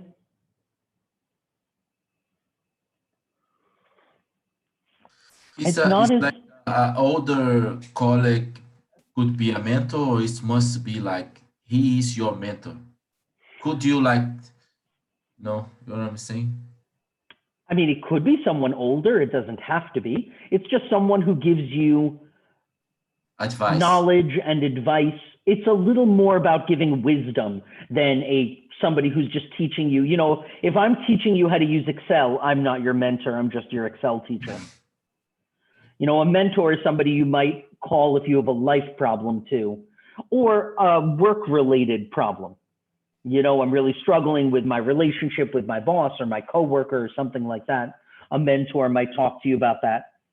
What we often do in companies is we would have a mentorship program. Now, this you could do in a company that's any size, even if it's only 10 employees. You could still have sort of a one-on-one mentoring program. You could have one person mentor a group. It's obviously more cost effective. But what you want to do is you want to give your mentor some kind of training to identify what goals and what guidance they can expect and what they can realistically give to this employee. So one of the benefits of being a mentor is you get this kind of training. I had a professor tell me recently that his school asked him to be a mentor for students, but he got no training. And so he told the students, I can't mentor you because I don't know how. You know, mentoring is something that needs to kind of be trained. But it's a very nice benefit to be learning this because it's a very valuable skill. So generally, we choose some people. Now, they could just be people who are like a senior vice president or a manager of your department. Those people don't really necessarily need training. You know, they're just going to have a one-on-one mentoring relationship with you. And then we would choose some employees that we feel show promise and show potential, and we would match the executive to the new employee. And maybe they would meet once a month just for lunch to discuss what the employee's goals are and how the employee is achieving these goals. So we'll choose people based on their potential. It could be based on skills or knowledge or any of those things. Generally, it lasts about 1 year. It could be longer informally, but the formal relationship is usually a 1-year program, and they meet for lunch or something once every 2 to 4 weeks. Now, this is a more popular thing these days also on like LinkedIn. If you contact somebody who lives in Shanghai and you say, listen, you are a manager of development, and that's something I'm very interested in. I was wondering if we could meet for lunch. I'm not asking for a job. I just want to know about what you do. And then if you feel like there's a good relationship with them, you could say, you know, I'm looking for a mentor. I'm looking for a 6-month relationship where you meet you for lunch once a month, and these are my goals, and I'm hoping you can help me. I mean, it takes a little courage to find someone and ask them to do that for you. But those are if you have the courage to do that, you have a much better chance of getting the kind of job you want than just looking on monster.com or Indeed for jobs that are available. You have Sorry, David. So would you put that on your CV that you been mentored? No? No, So how does that not unless this person allowed you. A mentor relationship is, it's a relationship of trust. You know, you wouldn't put the people who give you guidance in your life on your CV. But these things are incredibly valuable, because if you get mentored by somebody, they know a lot of people in the industry. And once they get to know you well, they really know what you might be good at, and their friends are going to trust them. So some other techniques we could use in terms of training or like coaching or apprenticeship. First, let's look briefly at a training budget. We already looked at this a little bit when we talked about the ROI, but we can separate the budget into different parts. We have the cost of the trainer, the actual trainer's cost. If our HR team is going to make the training, then we have to see how much that costs in terms of the hours that we would pay them to do it. We might pay the employees for their time, like if they come and meet on a Saturday or something. And then the cost of the evaluation. We're going to have to do these surveys every 3 months or 6 months, questionnaires, surveys, interviews, all of those have costs. So the cost for that would probably be time, and maybe some, we have to spend time making the survey. Other types of training we could do sort of an on-the-job training, and that is what's called an assistant to position. So you're not the assistant, but you're the assistant to a manager. And it means that you are kind of being mentored by them. They have cascading responsibility, which means the manager is responsible for training the people. And that's very common, that you get a job somewhere, especially for physical labor, manual labor. If you get a job doing hourly work, for example, at a fast food restaurant, the managers are usually responsible for training you. Is that a question? No, I said you can become an assistant to someone if you work at a paper company. That is true. Although you might find all of your things encased in Jell-O. On a good day. On a good day. Coaching, as I've said before, is a kind of specific process. It involves planning, preparation, active coaching. The only thing I'll just talk about briefly is the active coaching, what that means. So coaching is something most people would be trained to do. A mentor could be trained or could just be someone who has a lot of experience, but a coach is generally trained. And this is a process where you just ask people questions, nothing but questions. And the reason is, if you have a problem at work, let's say that we hire, so let's say, Chloe, you are a manager of our recruitment, okay, for our company. We have this we work at EF, English teaching, and you are the manager of recruitment. And we want someone to coach you. We feel like some of the customers are not happy about the way you talk to them. We want to get a coach. So I come in and I'm the coach. Now, I would never say, Chloe, here are the problems. A coach would say, Chloe, what do you think the problems are? And if you said, well, I don't know, you say, well, okay, well, what happened recently? They called me because something happened with a customer. What happened? Why do you think that happened? Do you think you could have acted differently? How might you have acted differently? If you acted differently, how do you think they might have reacted? The point is, I will never, ever make a sentence. And the reason is, you will come up with your own answers, and then you will probably feel like you have learned something more because you're the one who figured it out. So coaching is the process of just asking people questions so that they come up with the answers themselves. In addition to coaching, we might use apprenticeship. That is not as common. Apprenticeship is more done for physical, like carpentry, plumbing, trades. Learning to build things, learning to do stuff with your hands, like a carpenter, a chef might have an apprenticeship, construction, maybe a dental assistant, an electrician, probably maybe a truck driver. I know I had a friend who became a truck driver, and he said for the first few months, you were actually living in someone else's truck. Maybe it's weeks. You live in someone's truck and you take turns driving his truck or her truck. It's an interesting job. There is also vestibule training, and vestibule training is a simulated training. It could be on a computer, like with pilots.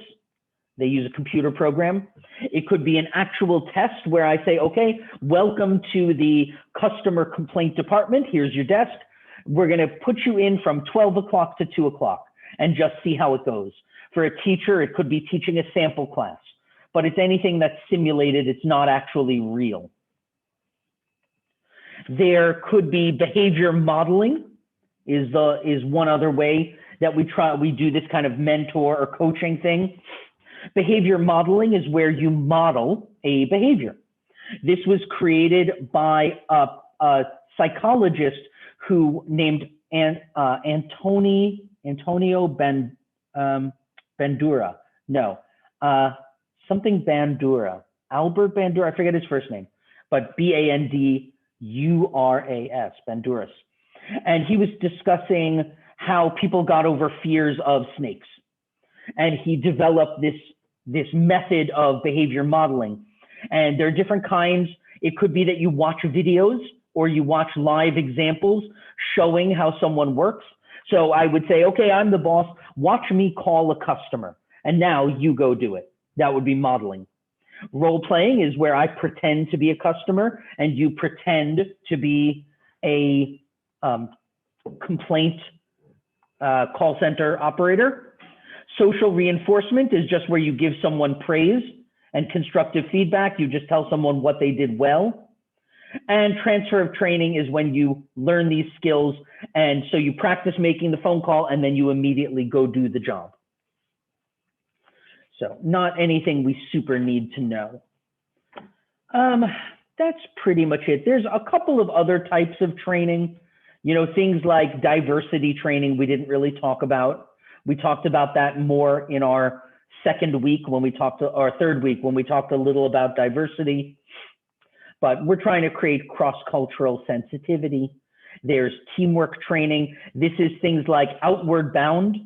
I don't know if you guys have ever done anything like that where you go with a group of people out to the forest and they might say, okay, everybody, here's the project. You need to take this boat and get across that river. But here's the rule, only one person can be in the boat, those kind of, or here's a platform on a ball and there's 7 of you and we need all of you to stand on the platform and balance. right? These are outdoor team building exercises. So I've done trainings with theater and stuff like that for teamwork, but there's lots of different teamwork trainings. And then lifelong learning. Lifelong learning is where we would say if you work for our company, you can take local university classes and we'll reimburse the money if you want to take these classes. Okay, the last thing to talk about in this subject is special training for managers.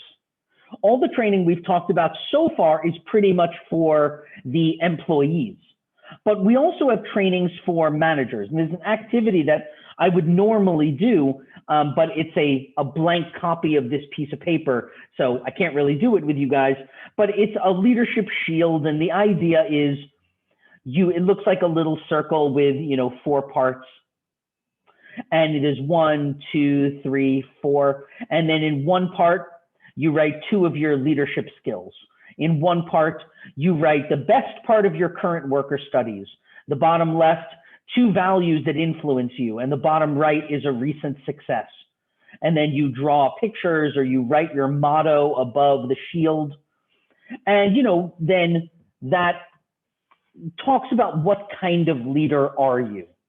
Like, is it easier to talk about your values or your successes or, different sort of leadership styles? So leadership is a common training that we do for managers. Generally for management development, it's the same idea. We need to figure out the company needs, the organizational needs assessment, then the task needs assessment, and then the individual needs assessment. Anything else I want to say about this? Not really. We use case studies, we use management games. The only other thing I guess I could say just right at the end, and you can look at this stuff on your own or listen to the video, but I don't think none of that stuff is particularly important to me. These are just all different methods of training a manager. Things like personality tests or executive coaching or putting people into management games or having people do case studies. These are all different ways. Action learning is when you take a bunch of managers, you put them into teams and you give them a real business problem, a real world business problem. And then senior managers will choose the projects and they'll listen to the team recommendations. This is almost like a model UN kind of idea. So these are things that can be done with managers as well. Case studies, management games, role playing. There you could send people to university to get an MBA. All of these are things we could do to train managers. The last thing to mention is OD, organizational development. And this talks about training people to be comfortable with change. So there's a lot of resistance to change. We talk about this more in OB class, so I don't want to spend too much time on it. But the idea is this is training in how to deal with change. Change in the business, change in the environment, change in the economy, all kinds of change. So Lewin's 3-step process, I'm not going to go into it, but if you remember from OB class, if any of you guys took that with me, you had this sort of level of the way things are now. Then you have this period where you unfreeze the status quo, and then you try to refreeze a new status quo. And you want to increase the driving forces for change, right? You want to increase the driving forces for change. Why is change necessary? What will I give the employees if they change? And you want to decrease the resistance to change. Why don't people want to change, right? And so you communicate with people about why the change is okay. It's not really that bad. And then you move from level 1, which is unfreezing, you move up to a new level and then you refreeze. And then there's also Cotter and Cohen, and they talked about these 8 different methods of being able to teach people how to change. So you need urgency to change. You need commitment to change. You need a coalition to change. You need to communicate a shared vision. You need to help the employees make the change. You need to have short-term goals. You need to reinforce things. You know, all of these methods of making a change. I think that's all I want to say about this. The last thing I said is I'd like you for homework to design your own corporate training event, something you think you could actually train people in. I don't care what it is. I just like you to create this. So that should have a basic 5-step Addi program, which includes the needs analysis, the task analysis, the performance analysis. What would be your objective? What would be your budget? How much would you charge? What kind of technique would you use? Would it be online? How would the training, you can't read this here, but how would it be evaluated? You know, I'd like you to use this Addi process to go through this PPT and create a training. It doesn't have to be in a lot of detail, but yeah, I'd like you to do that. Okay. Any questions on training?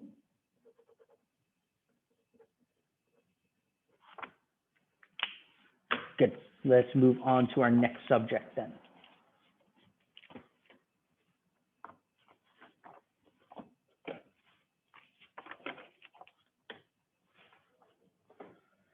Let's see. Still, everybody here has already done the, everybody here has done the presentation. To see if there's anybody who hasn't done it yet. Jonathan hasn't done it. But I'm not sure who else.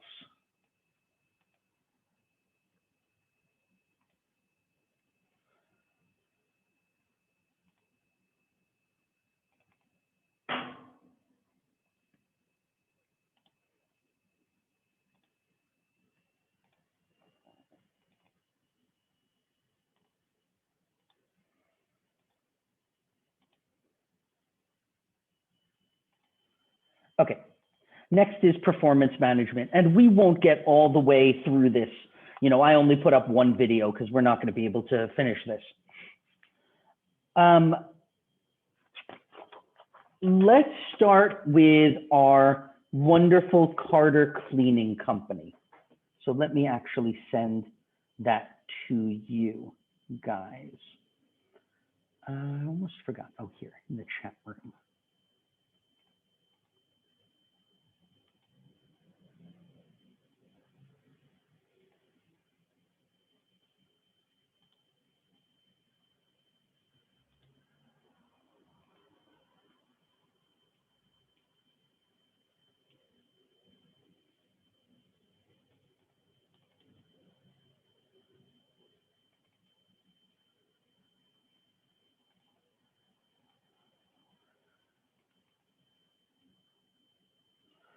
Okay, I have sent it.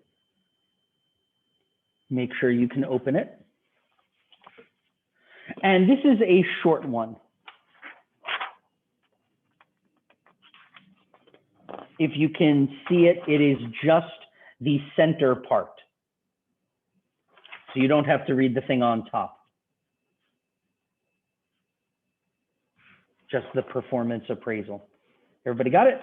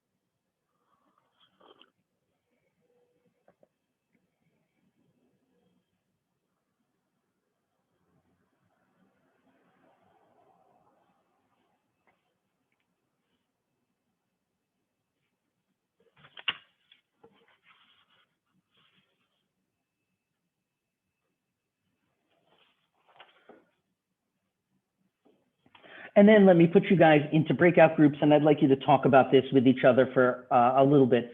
Just tell me, number 2, what kind of method do you think they should use to appraise the workers? Dave, before you split us out, my internet just dropped out and I was trying to download the file and I just came back and tried to download it and it's not there for me. Could you just share it again very quickly and I'll download it? So I don't want to be completely lost.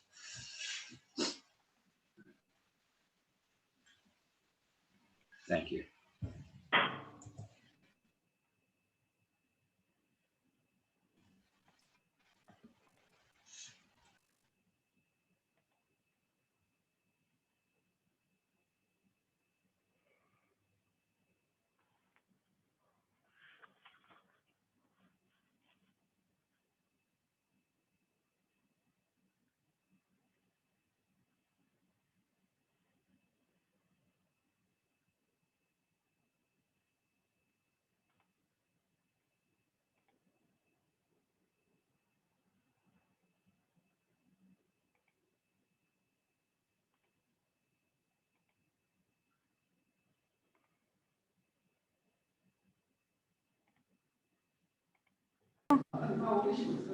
Method.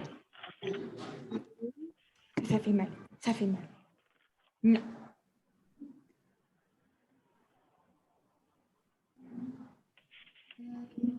Do we think, can they compensate in any way?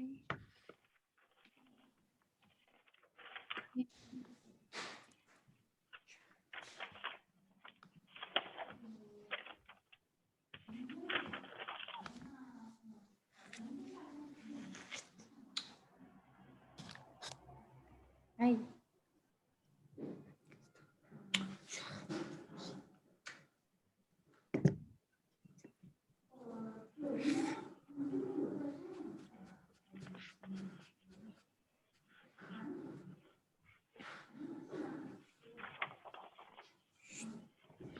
What do you guys think?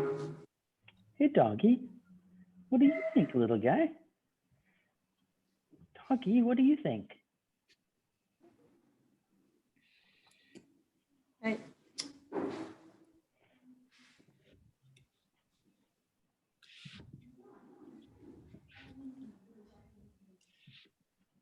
To be honest, I have no idea. Any thoughts? How would you appraise these workers? I mean, on the one hand, you have the managers, and on the other hand, you have all these hourly workers.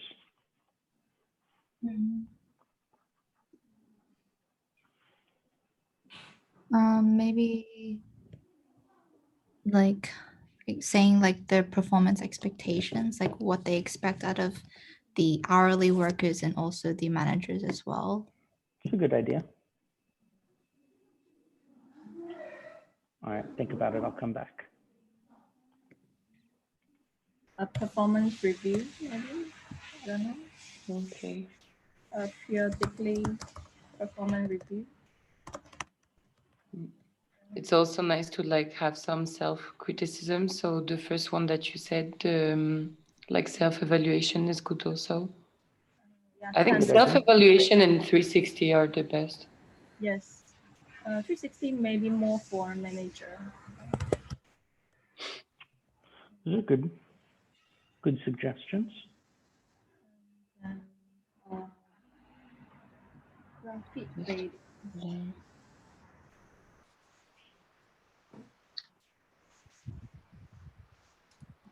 Any recommendations?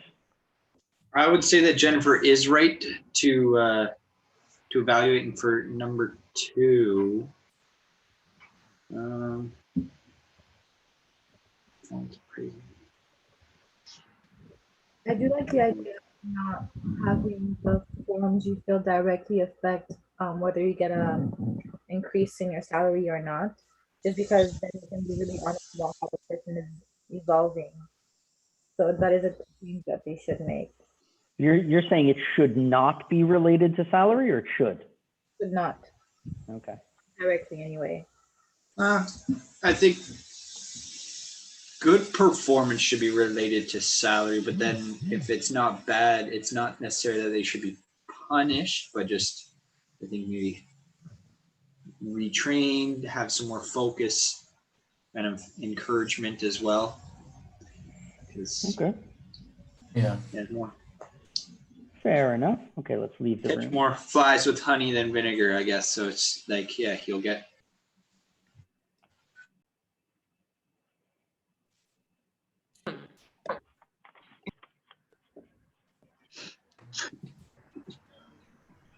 Right. So Jennifer wants to evaluate these or have some sort of appraisal method. And I mean, what I was thinking about, which I think is probably the best plan, is you take one person, maybe two people from each of the stores, and you put them on an island with a lot of weapons in the center of the island. And each one store is like a district. And then whoever, they have to kill each other.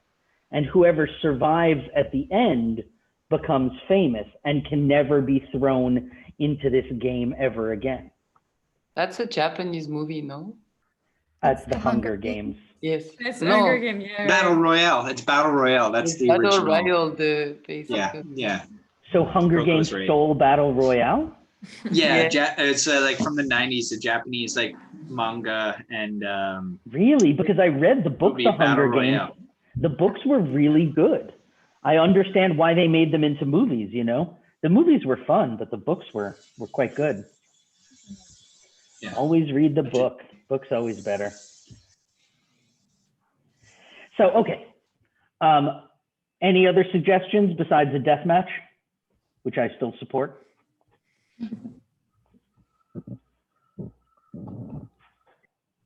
Some people said that you could, give them like a raise or a bonus, something with money if they did a good job. But how do you know if they did a good job? I mean, the whole idea of an appraisal is to evaluate their performance. Giving them a reward, that's our next subject, that's compensation. We still have to figure out who's good, who's bad. You can find out each people's strength, which area like a person is really good at. You can find their weakness and strength and evaluate them. How do I evaluate them? I mean, that's the whole question is how do I evaluate them? I mean, is it just the speed that they work? You know, this is piecemeal. So they iron one thing and they finish it. And some people do 20 an hour and some people do 15 an hour. Okay. Would you say the person who did 20 an hour is better? What if they're not nice to customers and nobody likes them? Well, I mean, maybe they're not better.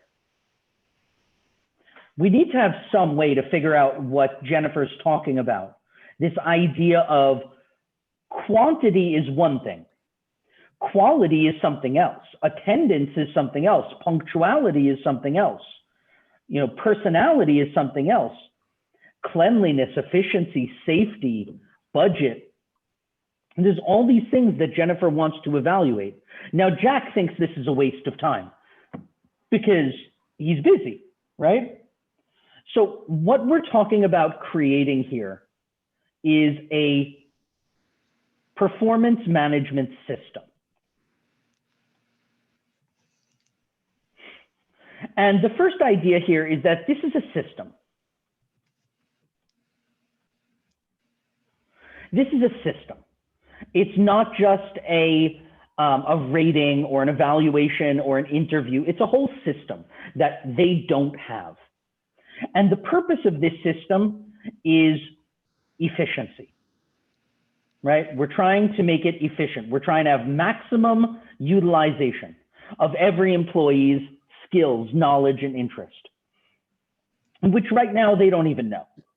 You know, most companies are not really paying attention to having a high quality performance management system. But the idea is we want to build a system for Jennifer that is a problem solving system, not a fault finding system.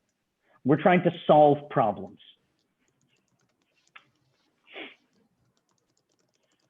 How can I determine which of you students is the best? Based on the grade? Okay, So based on the grade. Who said that?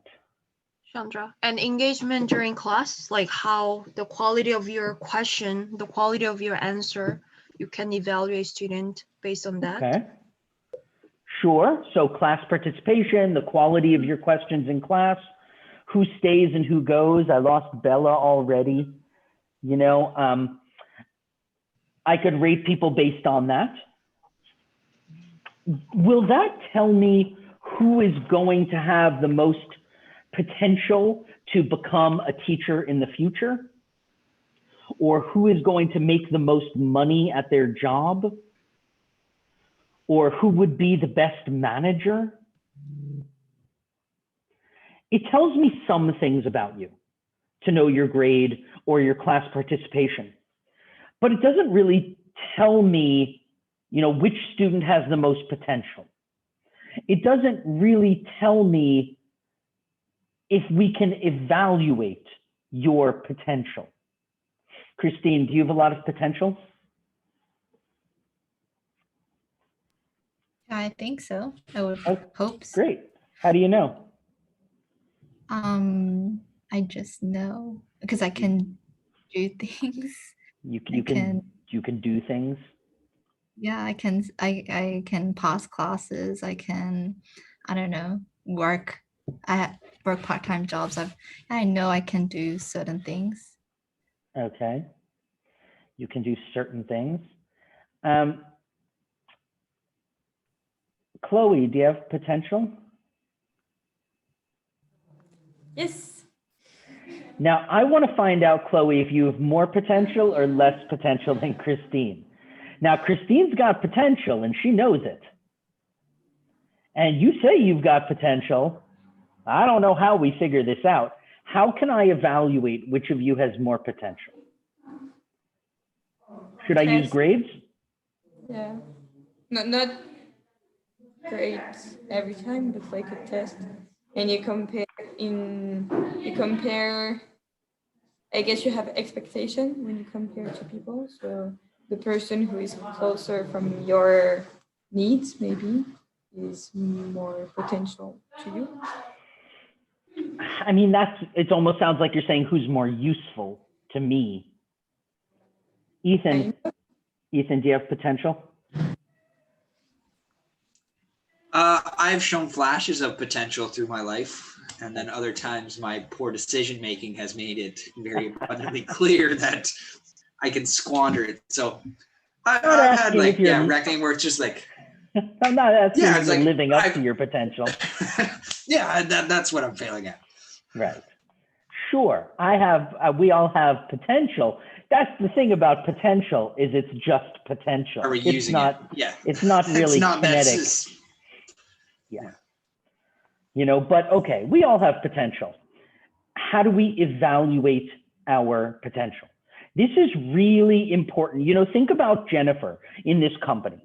Now, when we think of evaluating the employees, we think of trying to figure out who's good at folding the clothes, ironing the clothes, washing the clothes.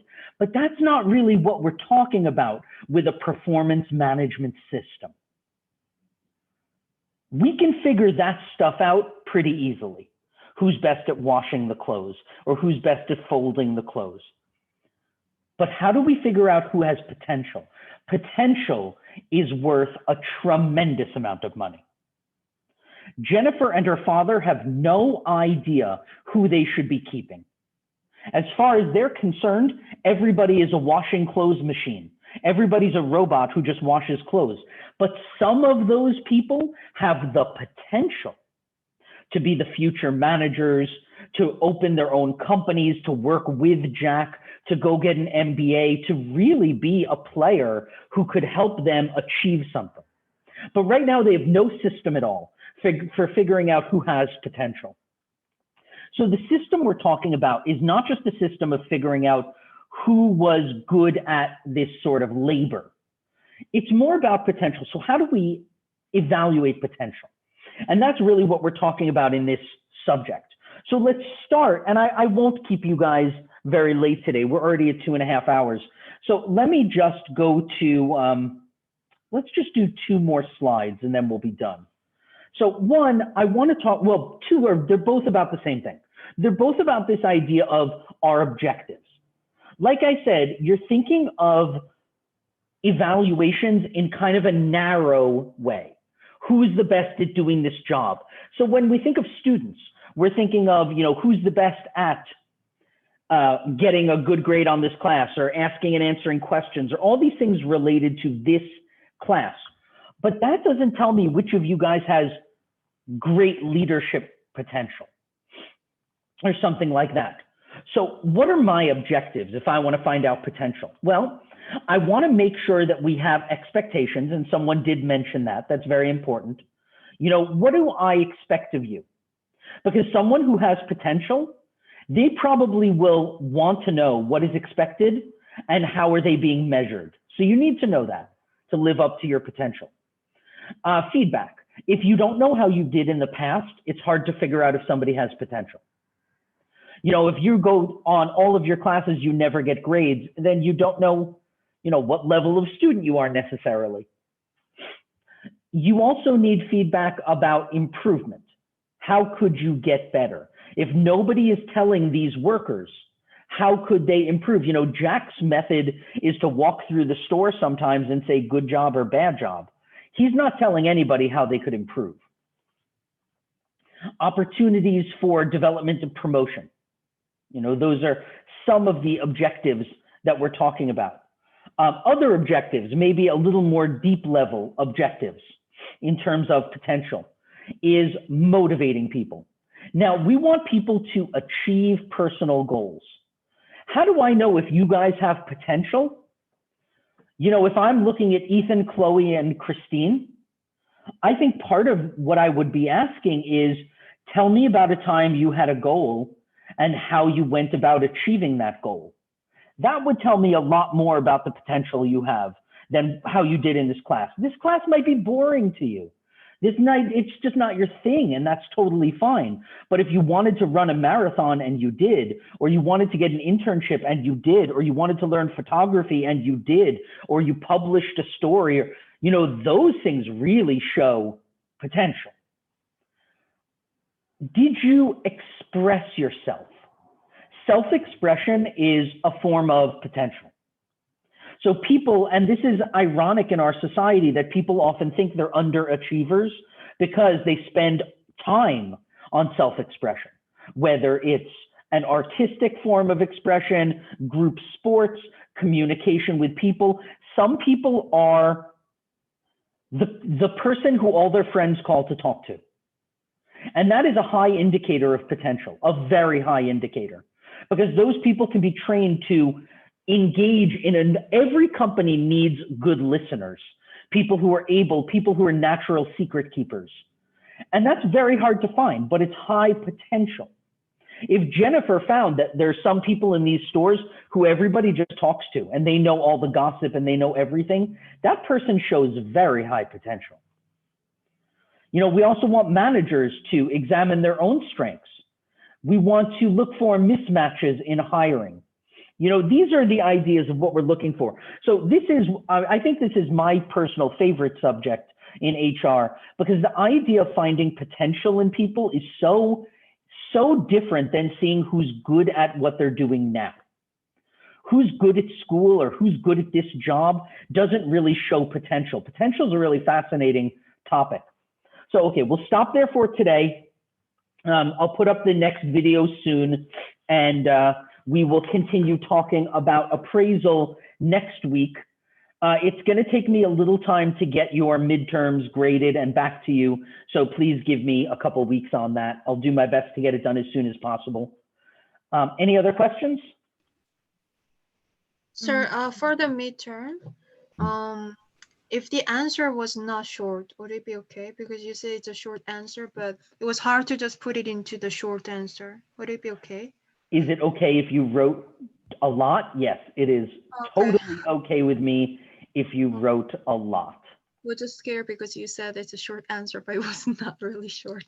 I don't ever think David's short answers are actually short answers. Like I think I it's- never mean short answer. Yeah. So it's actually a good thing. Yeah, it's probably a good thing. I only care about the content, you know. Christine, you are the host. And I will see you guys next week. Bye-bye. Bye. Thank you. Bye.